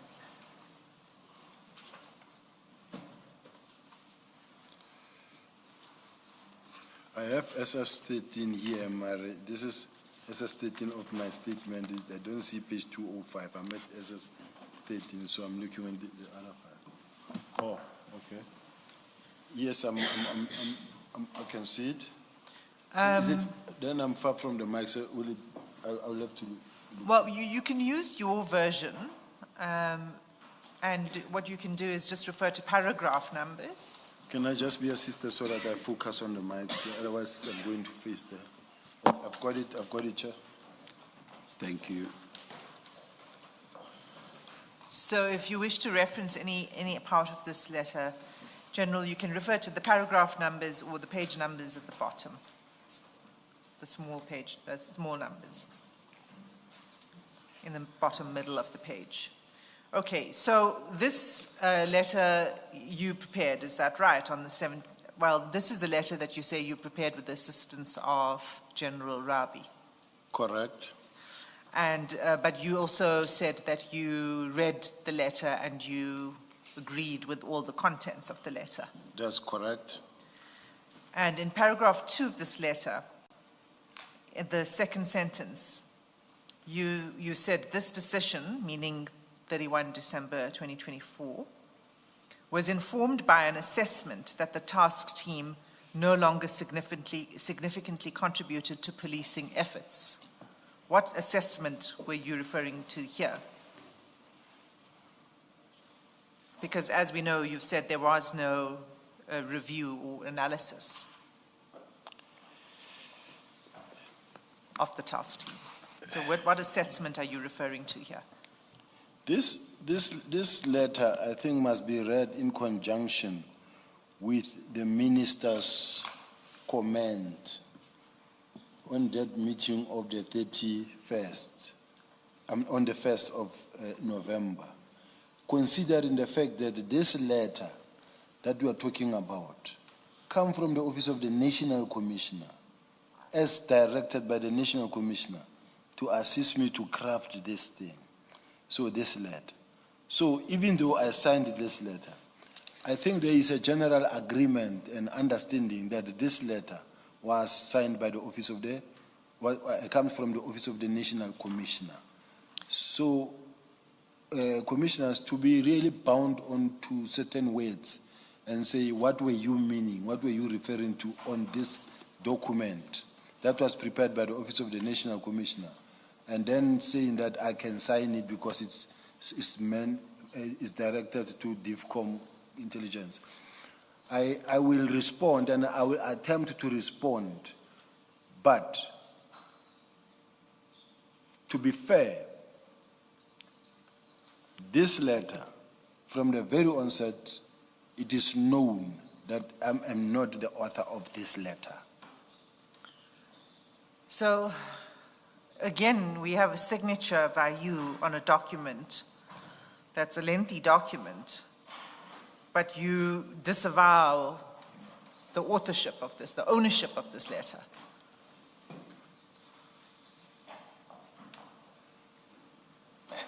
It's You can not comment on that. It's not a difficult question that you are asking.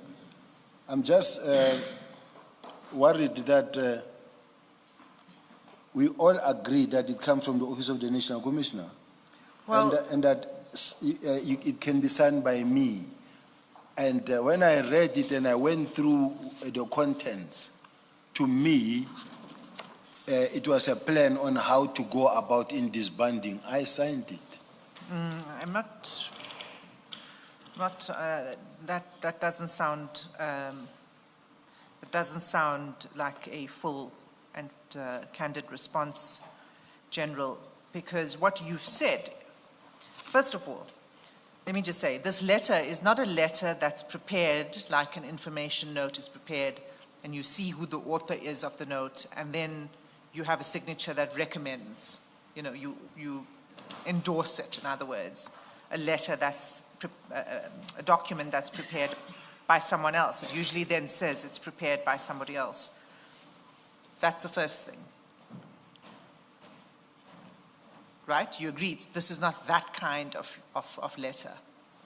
It's not an information note kind of letter where it says it's been prepared by someone else. Right? It is that kind of a letter that it is prepared by someone, because it was sent to my office from the Office of the National Commissioner. Well, no. It was a draft that you had prepared together with General Rabi. General Rabi was assisting you. That was what you testified to yesterday, and that's what's in your statement, that General Rabi was tasked to assist you to prepare this, and you explained why it would be involve General Rabi because of the nature of the letter, etc., and that's completely acceptable. There's no problem with that. But you have to satisfy yourself that you are happy with the instructions that you are giving, because this instruction doesn't come from General Rabi or from the Office of the National Commissioner, it comes from you. It's not on the National Commissioner's letterhead, it's not on, it doesn't have his signature, only yours. It goes out, simply put, it goes out as your letter, General. It's true, Chair. Signature at the end is yours. You are not recommending to anybody. You are signing a letter that's yours. And even at the top under inquiries is Lieutenant General Sibiya. It's your letter. That's correct, Chair. Yeah. Yes, Ms. Hassan. Thank you. So can I go back to now the contents of this letter and ask you questions about it, because it's your letter? Yes. Okay. So the first question I had was, what was the assessment in paragraph 2? What was the assessment that was done that concluded that the task team no longer significantly contributed to policing efforts? That is a question that is based on the. Can we go to the letter that itself that was written by the minister, because I think the words originate from that letter itself. Okay. So you're saying that this is a reference to the minister's assessment? I think so. So we need to get to that letter. SS. Page 198, same file.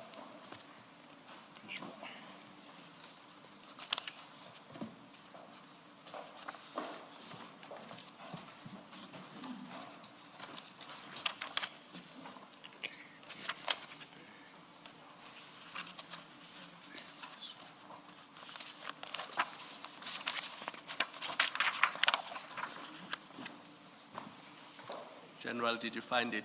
I found it. That's on 197. Yes, I found it, Chair. Commissioners.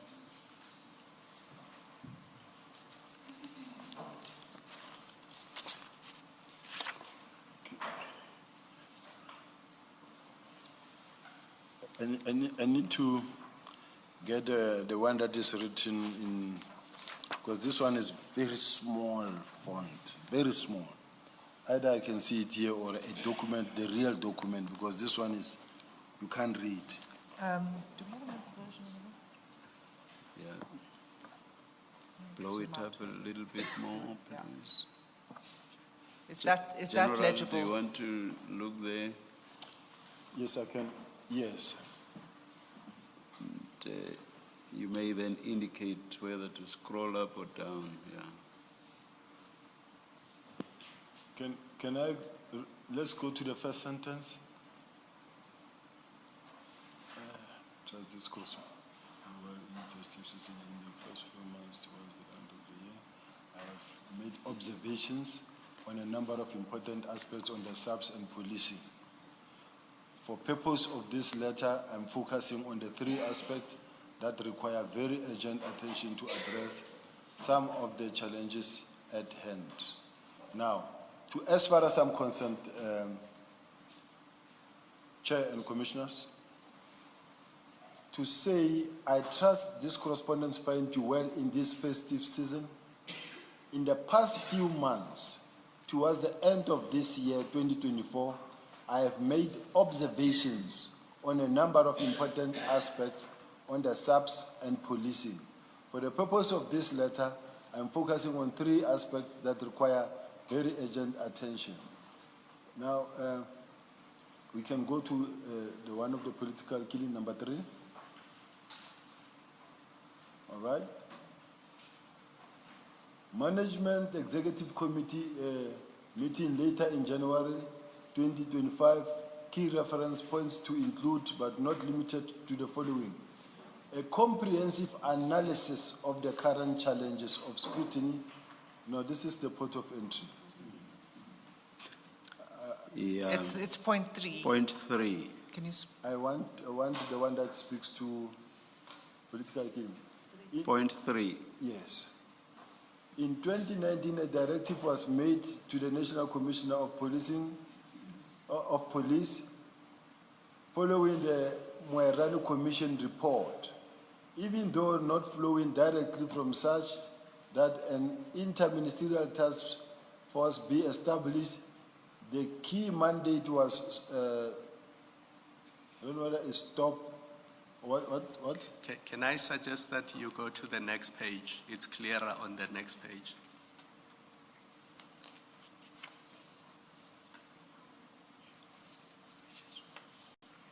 That one, yes. In 2019, a directive was made to the National Commission of Police following the Mkhwanazi Commission report, even though not flowing directly from such that an interministerial task force be established. The key mandate was to stop, investigate, resolve unresolved matters of politicians in the country, especially in KwaZulu-Natal. My observation in this regard, as indicated above, is that further existence of this team is no longer required, nor is it adding any value to policing in South Africa. I therefore direct that the political killing task team be disestablished immediately. Further, that a preliminary report in this regard be submitted to the Minister by the 20th of January 2025. The final and closing report must be submitted to the Ministry Management Executive Committee meeting late January 2025, the date of which will be communicated as soon as possible. So this paragraph, to me, responds directly to the question asked by the evidence leader, I think. Okay, you say that the assessment that the task team no longer, what you mean is the observation by the minister. This is the minister saying, this is the observation that the minister made. Okay. No, that's fine. That's clear. What he had said in his letter was it was an observation. In this letter, you detail steps that need to be taken in order to... Just to go back to the letter... SS13, it starts in 205.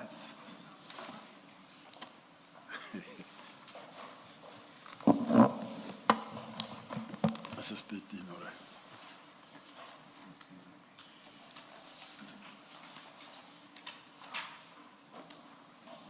You need a big one.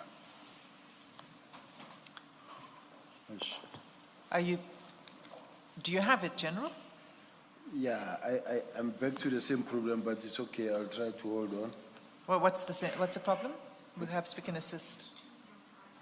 No, because the document that is in front of me...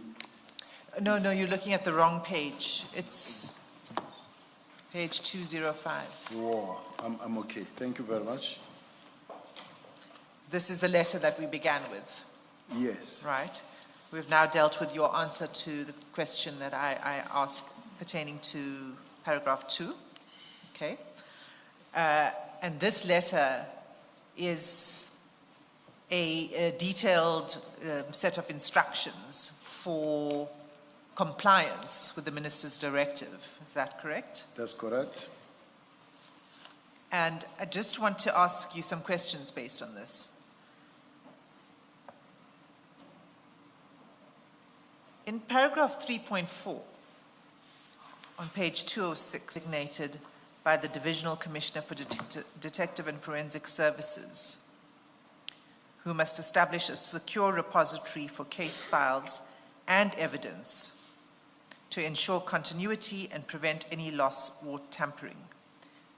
These dockets will then be reallocated to appropriate investigative units with the capacity to continue the investigations.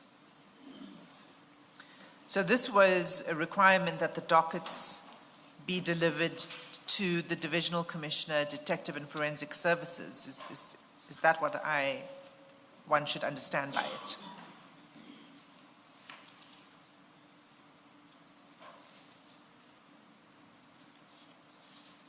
Is that right? That's correct. Okay.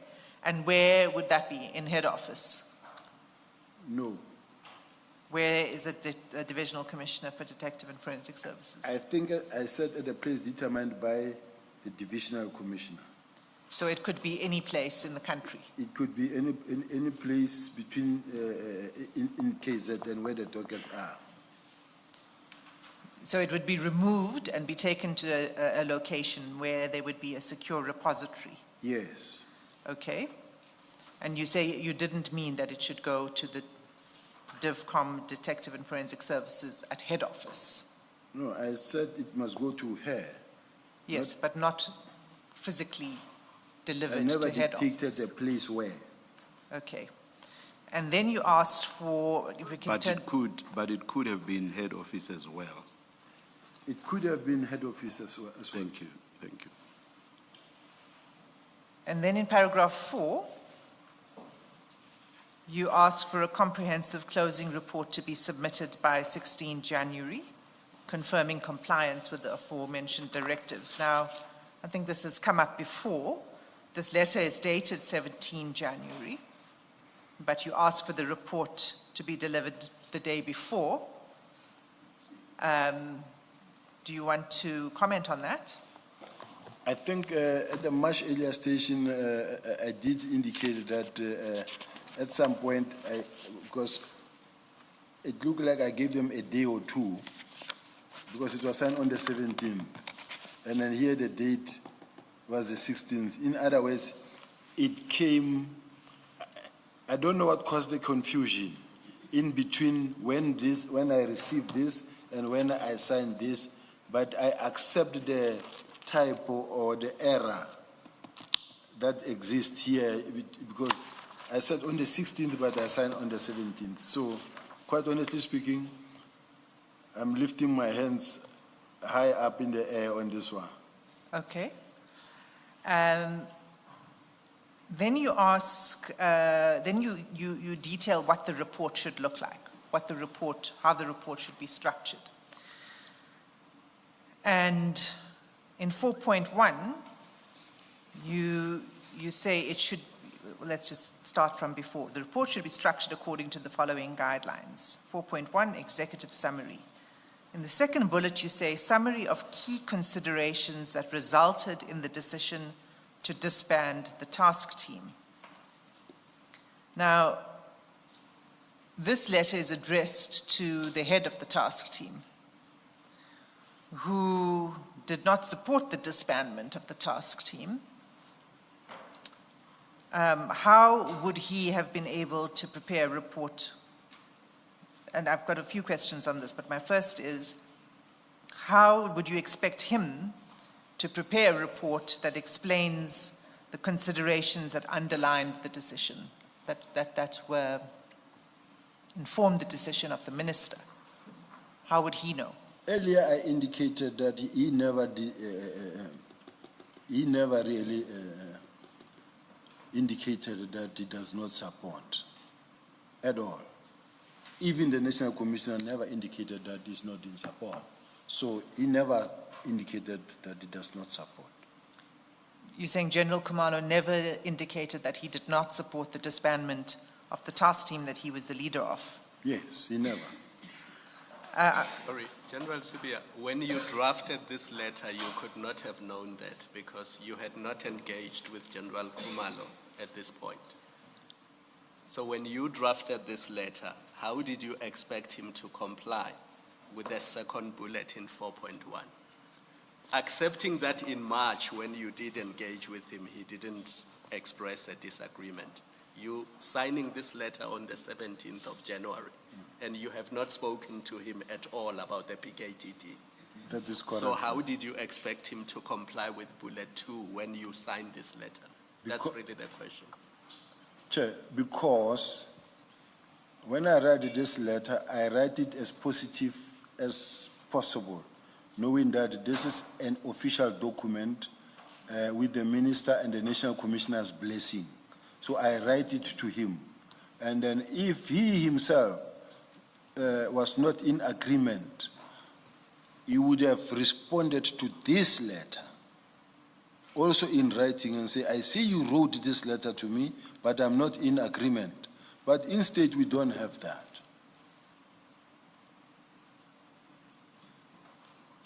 So he never indicated that he's not in agreement. Had you had a discussion with General Khumalo about the decision between 31 December and sending this? Did you have a discussion with him informally or formally, or pick up the phone, anything to say this is a decision that needs to be implemented? I did respond earlier that I never had a discussion with him, and considering the fact that it was also around about the festive period when everyone was still at home and some had not come back yet at work, and some of us were all over the country because it's still within the festive period. Okay, so you don't really know what his state of mind was regarding the decision? I didn't know. Okay. Now, how would he, even if he, let's assume that he had no problem, he didn't make the decision to disband the team. So how would he come up with the reasons? Why was it expected of him that he must provide the reasons for the decision? Normally in the South African Police Service, when you get an instruction to write a document or to come up with an information note or what on behalf of the National Commissioner or the Minister, you will pen down a document that is just going for the signature for the National Commissioner or the Minister. You will then take this document, go sit with the National Commissioner and discuss with him. So now, in this case, since this is what was discussed and clear guidance given and him submitting the reasons, it is what is contained in the reason, in the document, guided by the fact that the author of this document, I do own the document, Chair, because I signed it, but as assisted by a person who is dealing with reports in the South African Police, who is at strategic management and who has done organization and work study, and say this is the format that you need for you to have a complete document that actually represent or present a close-up report. It needs to have the following topics. Now, those topics that are written here, we are all guided by an expert in this document, myself and General Khumalo. Wouldn't this be in a report that is written before the decision is taken? No. No, because it's not a question of we were all expecting that there will be a document coming that says we're closing down. So nobody would have known that now I need to start writing, preparing the reasons for close up, because we didn't expect this to happen.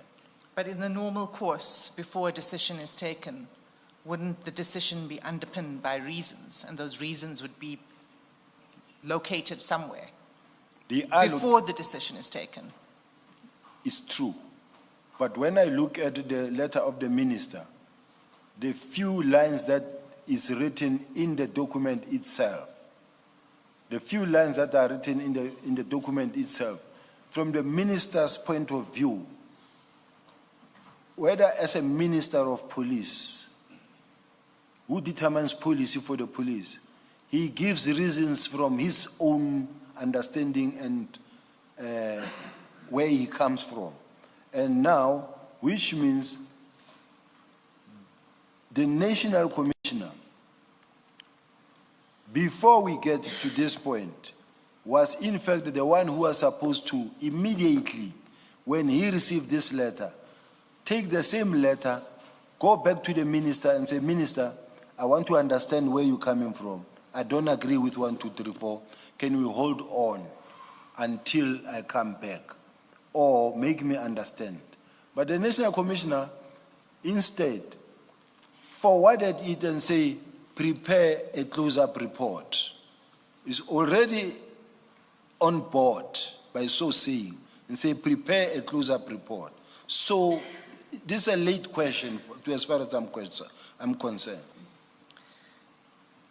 General, this is a letter that you signed and that you send to General Khumalo, and you ask him to give you the reasons for the disbandment of the task team. Does that sound like a reasonable request? We're not asking him to give us the reason why the task team should be closed. We're saying prepare a close-up report. In your close-up report, it must include the following topics. Where General Khumalo needed to ask a question, it was then for General Khumalo to make necessary inquiries with the office of the ministry or myself and say, General, you just sent me this document. And then how do you expect me to write this when I don't know? Then in my case, I would also have to go back to the minister and say, Minister, General Khumalo wants to know the following, so that we can then provide the reasons. But at this present moment, I'm dealing with a letter that comes from the Office of the National Commissioner, brought to me by a strategic management executive manager, who is a general from the National Commissioner's office, and say, the NASCOM says, no, you can sign this thing. I guess, General, the substance of the question is, as you are writing this letter, I won't bother about referring to General Rabi, is it? Yeah. As you are writing this letter, because it's your letter, what key considerations or reasons did you, as the writer, expect of General Khumalo? It's a simple question. To me, Chair, I was following the guidelines, the guidance by General Rabi from the Strategic Management Office. And this letter is a letter that I know that even the National Commissioner saw. So as far as I'm concerned, I signed it because it had the blessing of the National Commissioner. But it goes out under your hand.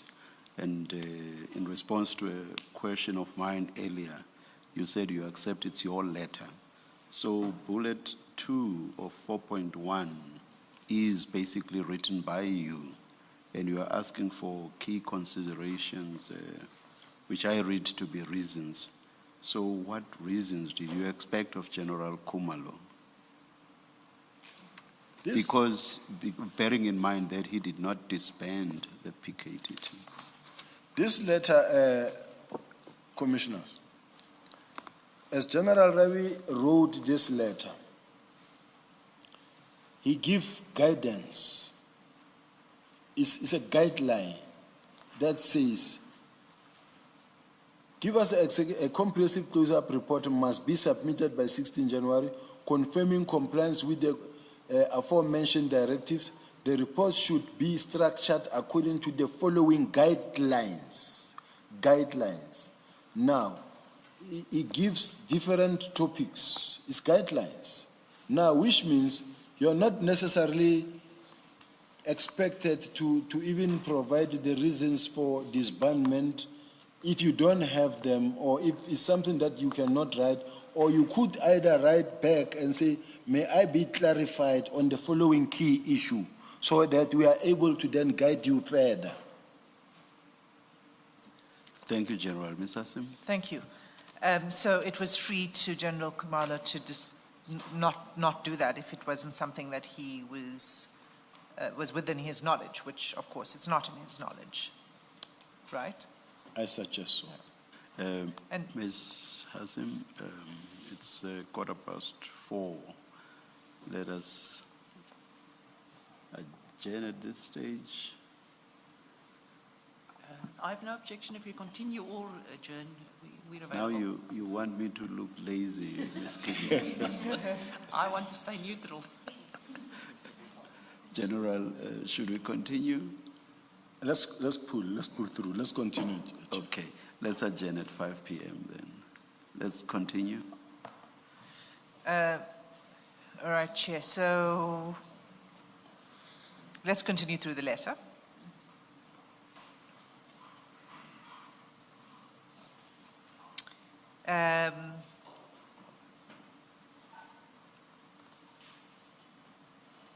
You then request I'm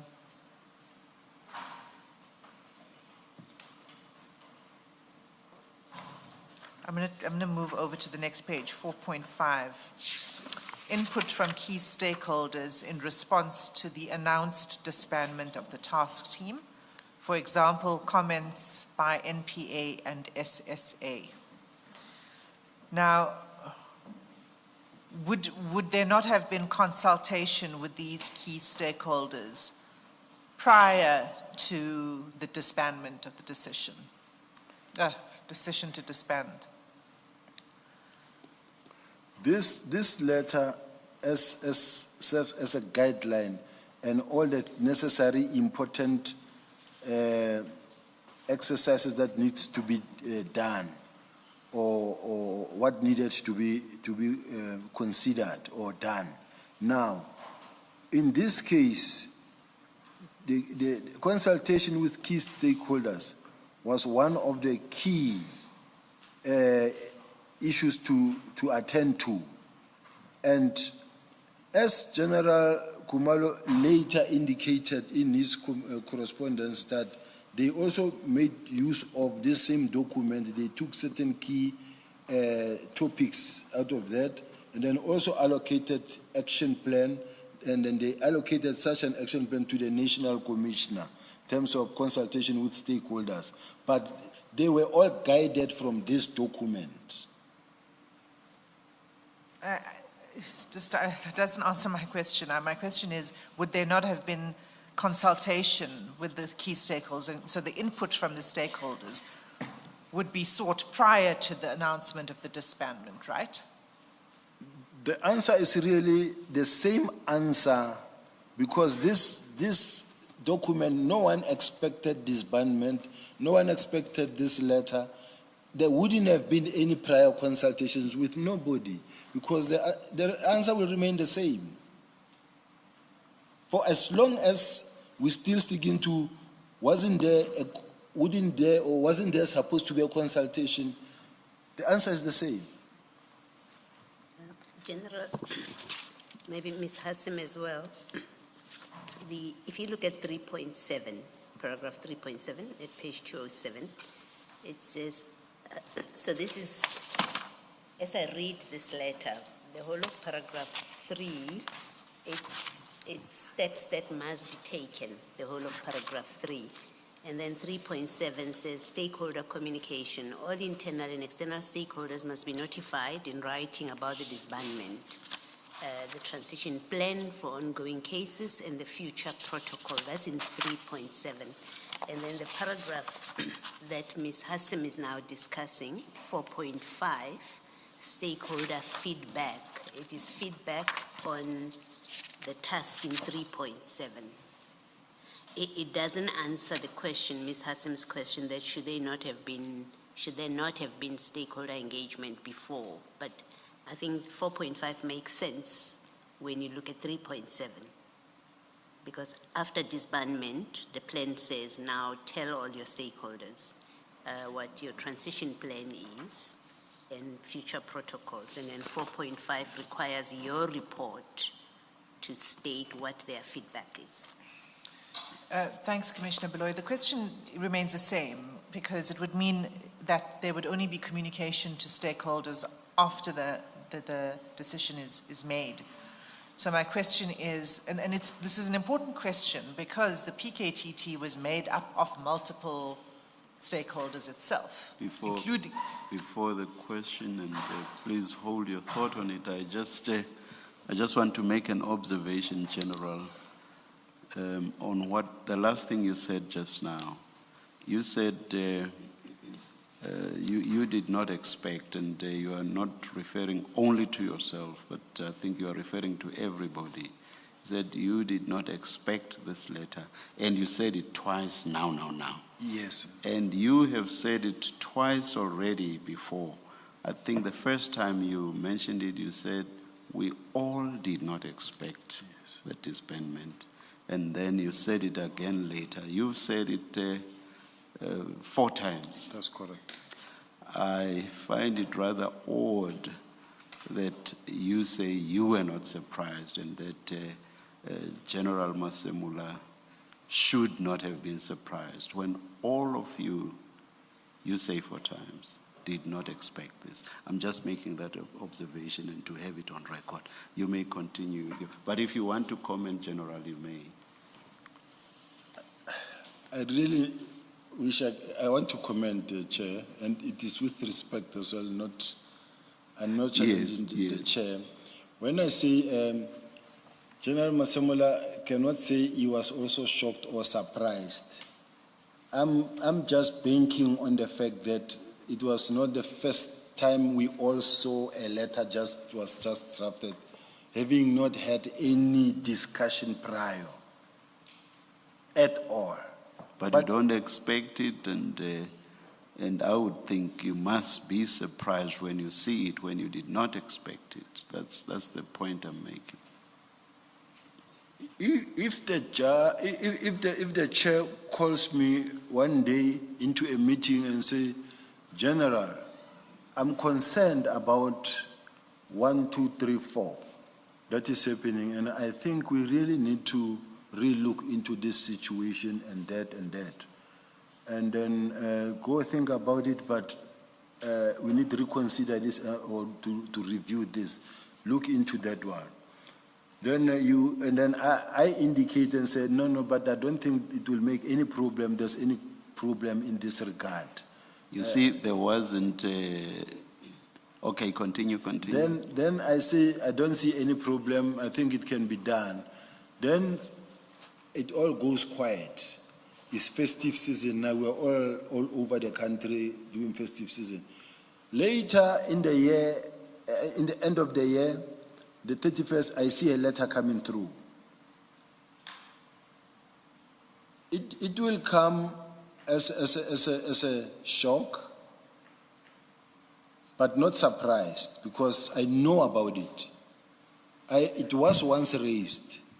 And then my job will be to then call the chair and say, Chair, I see this letter, and I'm surprised or I'm shocked that You see, you can't avoid saying you are shocked, you are surprised. You can't avoid saying that.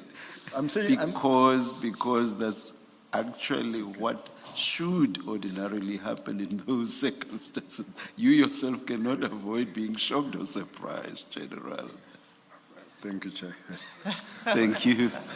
No, my advocate warned me and say, don't go for the second time with the chair. Just remain. Once you see he raises something, don't repeat it. So I'm taking a short left now. Thank you, General. Yes, Ms. Hasim. Thank you, Chair. So, that's not unrelated to this letter that we're looking at. And maybe I should cut through, actually. This is your letter. It requires communication with the stakeholders. It requires the summary of the reasons for the decision to disband. It requires an analysis of the task team's effectiveness and impact on crime reduction, an account of controversies, a cost-benefit analysis, all of these things. All of the contents, these guidelines that you send to General Khumalo and say, prepare a closing report. All of this points to a report that's trying to justify the decision. Do you agree?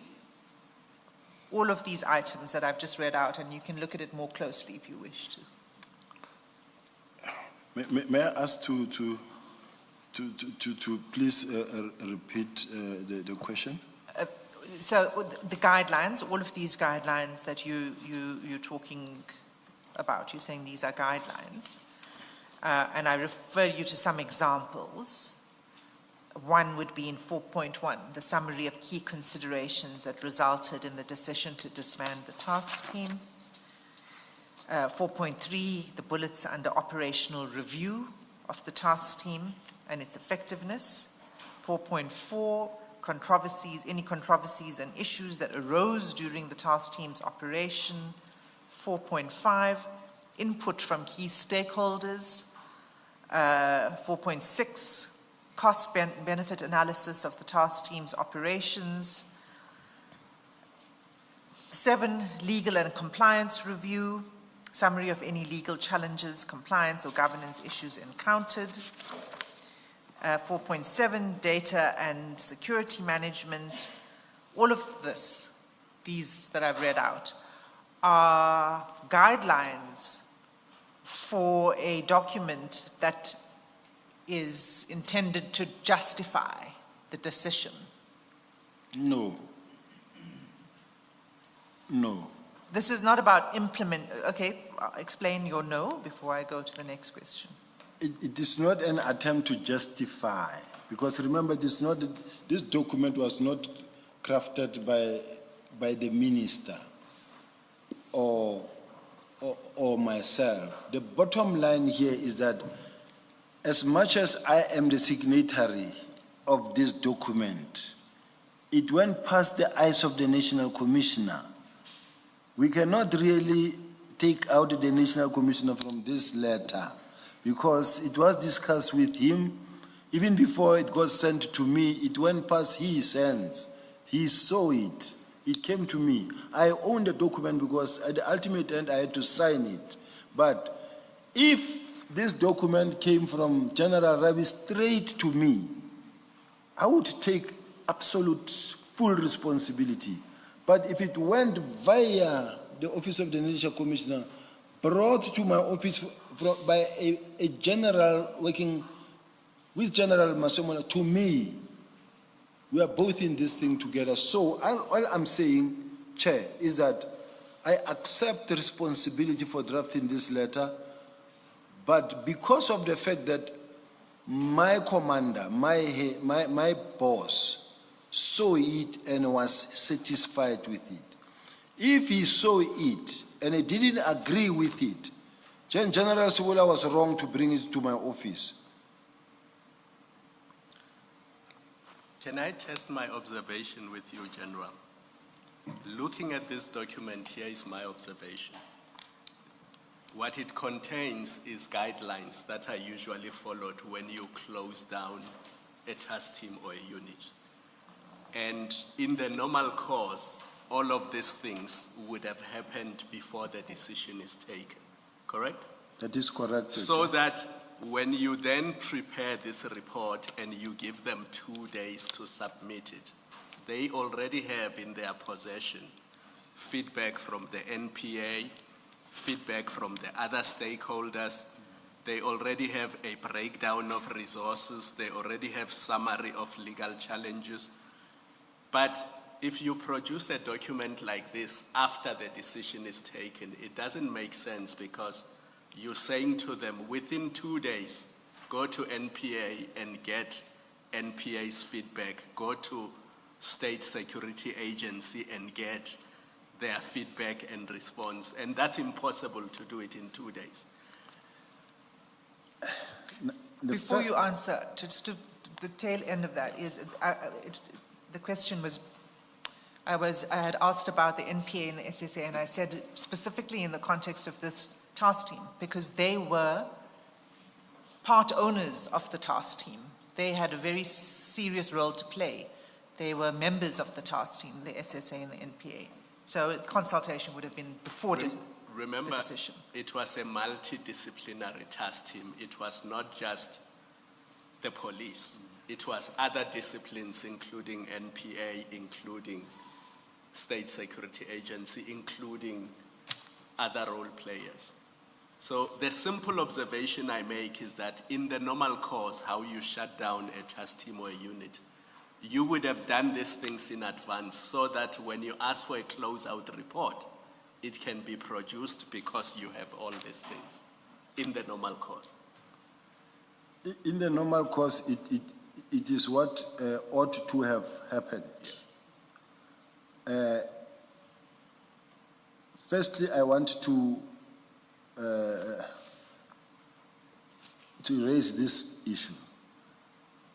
The fact that I signed it on the 17th, I said I'm raising my hands that I made it was a mistake.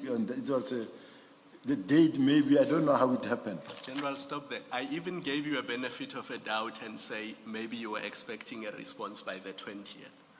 Because remember, a report was. Yes. So, assuming that 16th is a typo, you were really expecting all these things by the 20th. So you sign it on the 17th. When would anybody get input from NPA, input from SSA, input from all, in a space of 3 days? That's impossible. So hence I say what this document shows, to me at least, not to my co-commissioners, is that you've taken a guideline that is normally used to shut down units and task teams, and you've tried to apply it to a situation where the minister surprised all of you by shutting down a task team without your knowledge, and you're now really trying to do a closeout report after the minister has made a decision. I accept that, commissioners, and then I want to say that if we all are to accept that this was a guideline, and that was sent to, let's say, General Khumalo, who's the project coordinator. Under normal circumstances, what General Khumalo ought to have done was to look at it and say, it looked like there's a mammoth task here. There's a lot of work that still needs to be done that may take actually 30 days or 2 months. And this is my schedule in complying with the minister's instruction. Considering the fact that I think it was a preliminary report or the closer report. It was not the final, because the final report was going to be submitted at a much later close-up report. Even when I spoke to General Khumalo, he did raise these issues. He said to me, General, there are a lot of people that are involved here that must be consulted, and everyone else, and having consulted with everybody, and then the report will include all the information, including the documents that are at court and everything. So it wasn't expected that this thing will close like tomorrow or just by the 20th it will be closed. It wasn't expected like that. But it kick-started the discussions to say that this thing is now closing. So for General Khumalo, all he was supposed to do was to just go and sit down and craft a response that suits what he needs to achieve and how he's going to achieve it, and then present it before the minister or to me, and then I go to the National Commissioner again and say, NASCOM, I received this from General Khumalo, and this is how he sees this thing working. And then if we were to then thereafter say to him, no, we say it close by tomorrow, then we would have overstepped the mark. But if it was given to him, and then he didn't see it fit that he should respond. Instead, they did comply and wrote a report. Although I was not favored with the copy, it just went to the minister. So the same thing they did. No, General, can I pause you there for a moment? Because it's a long answer. I was trying to allow you to finish, but it's taking too long because you're really not answering the question. And from my side, it's not, you're talking about what General Khumalo should have done. My question on this letter comes from an interest of what you should do and what is reasonable conduct by you. Why did you think sending this letter with all of these requirements or guidelines, as you put it, why do you think it was reasonable to request that? It's not an answer to say, well, General Khumalo should have come to me and told me this is not reasonable, it can't be done. I'm asking, why did you issue it in the first place? Why did you think it was reasonable? You see, Chair, when you work in the OD, organizational development, or you've done work study, and then you learn how to write a report writing. And they give you to say, when you write a report, firstly you start with the background, and then the introduction, the background, factors that lead to the investigation. Then you come to a point that you need to raise, like when you do a thesis or whatever that you write, there's a format. Now, as General Rabi, you say, all right, I'm writing this document, I'm expected to guide the organization in coming up with a closing up report. I suggest that here are the guidelines. Work within these guidelines. Now, these guidelines that I'm sending to where they belong. Now, the person who must then respond is the one who must now begin now the action steps. And how you begin the action steps is that you will say, you can even write back and say, all right, I've received the guidelines, and then this is my program on how to implement these guidelines that you have sent. Then you bring all those guidelines. And as you bring all those guidelines, I will take the same guidelines and they will go back to the minister and say, Minister, this thing is not as easy as you think. There is more work that needs to be done, and the following will be done.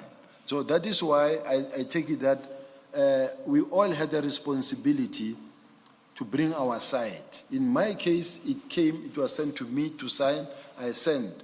But from the side of General Khumalo, supposed to acknowledge, look at it and say, right, I've gone through this letter, this one is possible, this one is possible, this one is possible, this one will need so much time to do, to achieve, this cannot be done, and this is how I also suggest it must be done. Let's say even the winding down.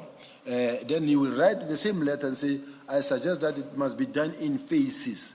Now, you are openly responding to this letter, because it's an official letter that comes from the Office of the National Commissioner to me to send to General Khumalo. So I'm still believing that it could have been handled that way.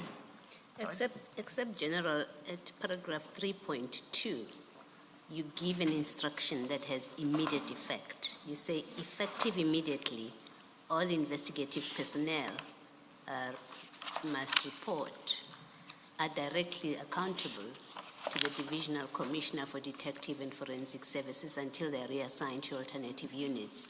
So even if the rest of it you say it's a guideline, and I can see why, in parts, why you would say that, but that's not all there is in this letter. You give a direction that is effective immediately, that must be implemented. You're changing the reporting structure, effective immediately. That to me doesn't seem like a matter that's open for debate. It's the same as the minister's letter, which says immediately it disbands. It doesn't allow for a back and forth with the minister. The same as that your accountability, paragraph 3.2. If the chair remembers very well, or commissioners remembers very well, there was at some point a newspaper article that says the minister sent them packing, where, for an example, there was a meeting held, and then in that meeting, that what was expected in terms of giving feedback on the progress in terms of the complying with the instruction was discussed, and only to find that not much was done or nothing happened. And the minister expressed his dissatisfaction around that issue. And then when he expressed his dissatisfaction around that issue, now, the small boy there is me. It is the minister, it's the national commissioner. Both of them, CI and DIVCOM, reports to me. I am the one who accounts when we are sitting in that space. When we are sitting in that space, where is the minister, the national commissioner, the two DIVCOMs, and myself? I am the one now accountable who must respond. Now, in my case, when I realized that now it looked like I'm now the one failing, because the national commissioner is quiet in the meeting. It's not objecting to anything. It's not disagreeing with anything. Now, I'm sitting here being told that, but you guys don't listen. This is what was needed, and I'm not being taken serious. Now, it looked like I am the one not taking the minister serious or the national commissioner serious, because even the national commissioner was not really objecting to anything. So, where I begin to also strengthen my hand to say, let this happen, let this happen, let this happen, is to try now to be hands-on and say, let's move, let's not delay. No, General. We know that this letter was sent to General Khumalo before that meeting with the minister that you're describing. We know that. It's the first thing that comes out of your desk. Yes, assisted by General Rabi. But your first act, and you say in your statement that from I think General or Lieutenant Letoko, you received this 31 December letter, and with an instruction to prepare a closeout report. You say all of that. And then this is what you prepared with the assistance of General Rabi. And what I'm pointing out to you is that which you prepared, your first act on this in 3.2 was to order with immediate effect a different accounting line. You say PKTT with immediate effect is now accountable to Divisional Commissioner for Forensic Services until they are reassigned to alternative units.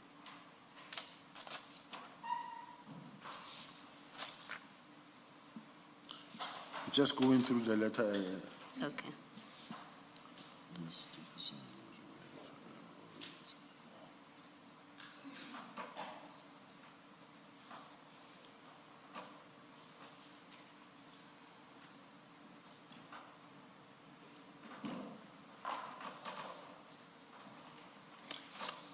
May I respond? Yes. Yes. In an attempt to make sure that we don't lose track or anything falling in between the cracks, you end up having to tie this thing to somebody. To say that now that we are in the process of disbandment, and we are saying, if we are saying effective immediately in terms of the disbandment, now we are talking about the issues of the case docket now having to report to go to murder and robbery unit. So that is why in my case I came up with that, this effective immediately was just to comply with the instruction of the National Commissioner, and then was to say effective immediately, and then the person who will now be in charge of the workload, it will be the DIFCOM detective services. And those that of intelligence will continue doing their part, reporting to where they belong. Thank you. Ms. Esson?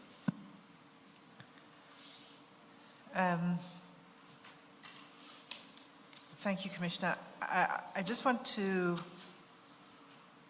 you haven't answered the question why you thought it was reasonable. You gave a very long response, but you didn't say why you thought this was a reasonable request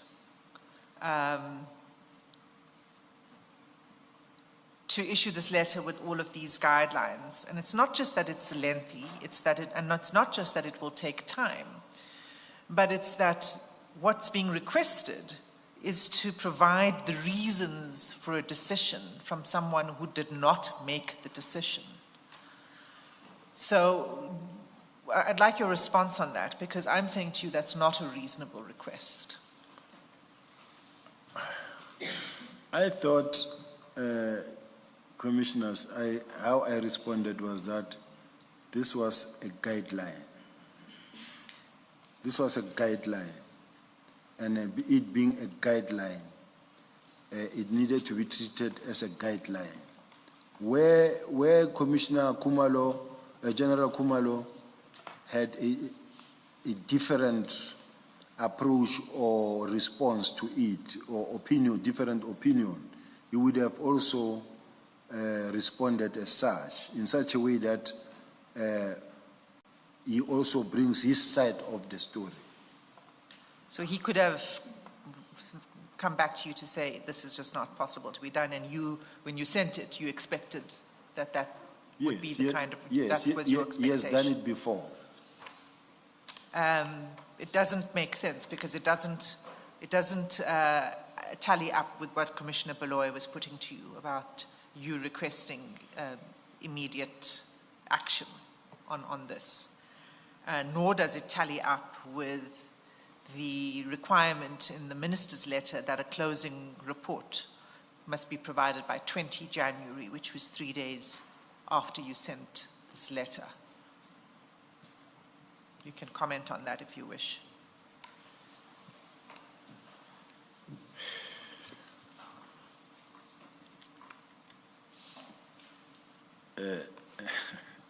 Chair, my mind was still locked into a previous discussion when she was talking.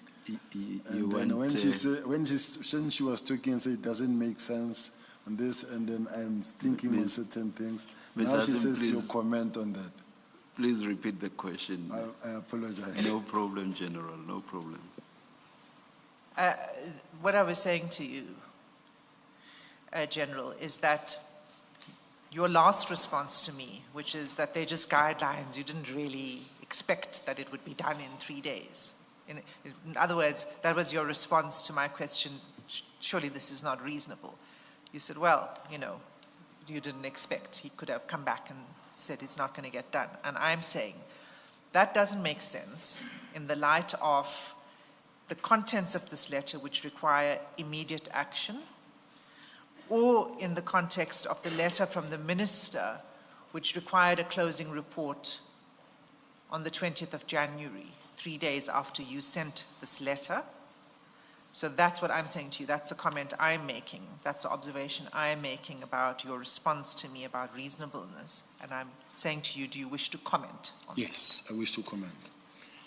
In our world as police officials, it would make sense and it would be easy to comply with. In your world, maybe from where you are coming from, it's something that may need to take 6 months, but in our world, if I give an instruction, it can be done in 3 days. It can be done in a week. It can be done in 2 weeks. So, as far as I'm concerned, there has been instances where they say, this must happen by tomorrow 8 o'clock, and it happens. And the rest will follow. This is how it works in the police, maybe even in the defense. But it does not necessarily make it create a situation where we can say it doesn't make sense. Okay, so you're saying it's reasonable within the police service, this is how SAPS works. It's reasonable within the SAPS to send a request to a person for reasons for a decision that that person never took. Because that's what this is. It's saying, give us the reasons. It's a whole report that justifies everything up until 4.8 of this letter, the bulk of this letter, 4 pages, is a report that is written in order to explain a decision. And you're saying it's reasonable in the SAPS to ask the person who didn't make the decision to write that report. All I'm saying is that it is doable in the police. And to consult with stakeholders, and we're talking SSA and NPA, it takes one telephone call or one email that says,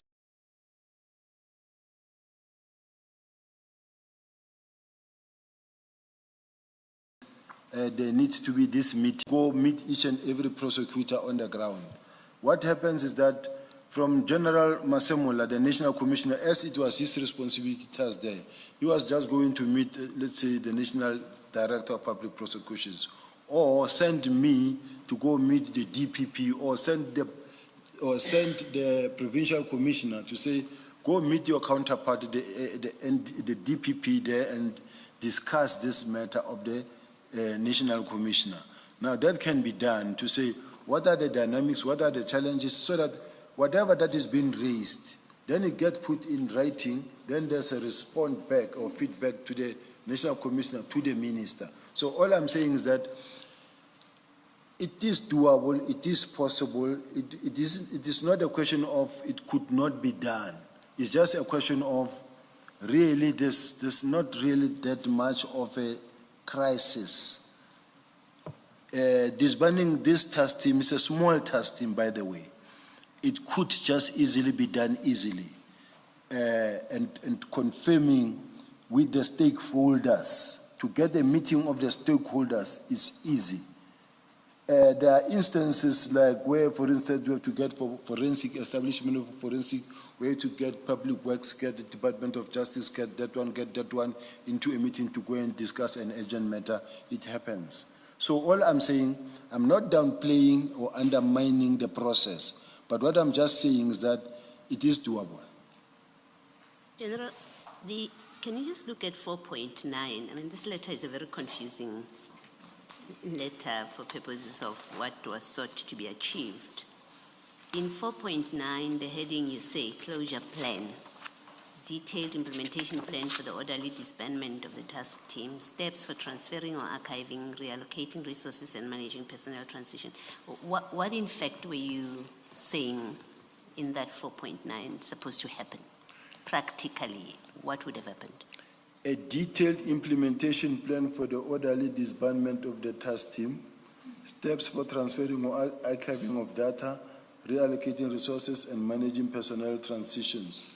And this is what I think I see also in that action plan that was crafted by both General Khumalo, that was submitted to the minister and approved by the minister partially, where they said, on this date we are going to do this, on this date we are going to consult with stakeholders, on this date we are going to hand over the dockets, on this date we are going to write the final report. So that's what you were contemplating in 4.9? That is correct.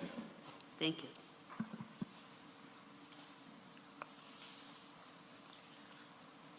Thank you. I'm going to move off this letter, Commissioners, unless there are any questions from...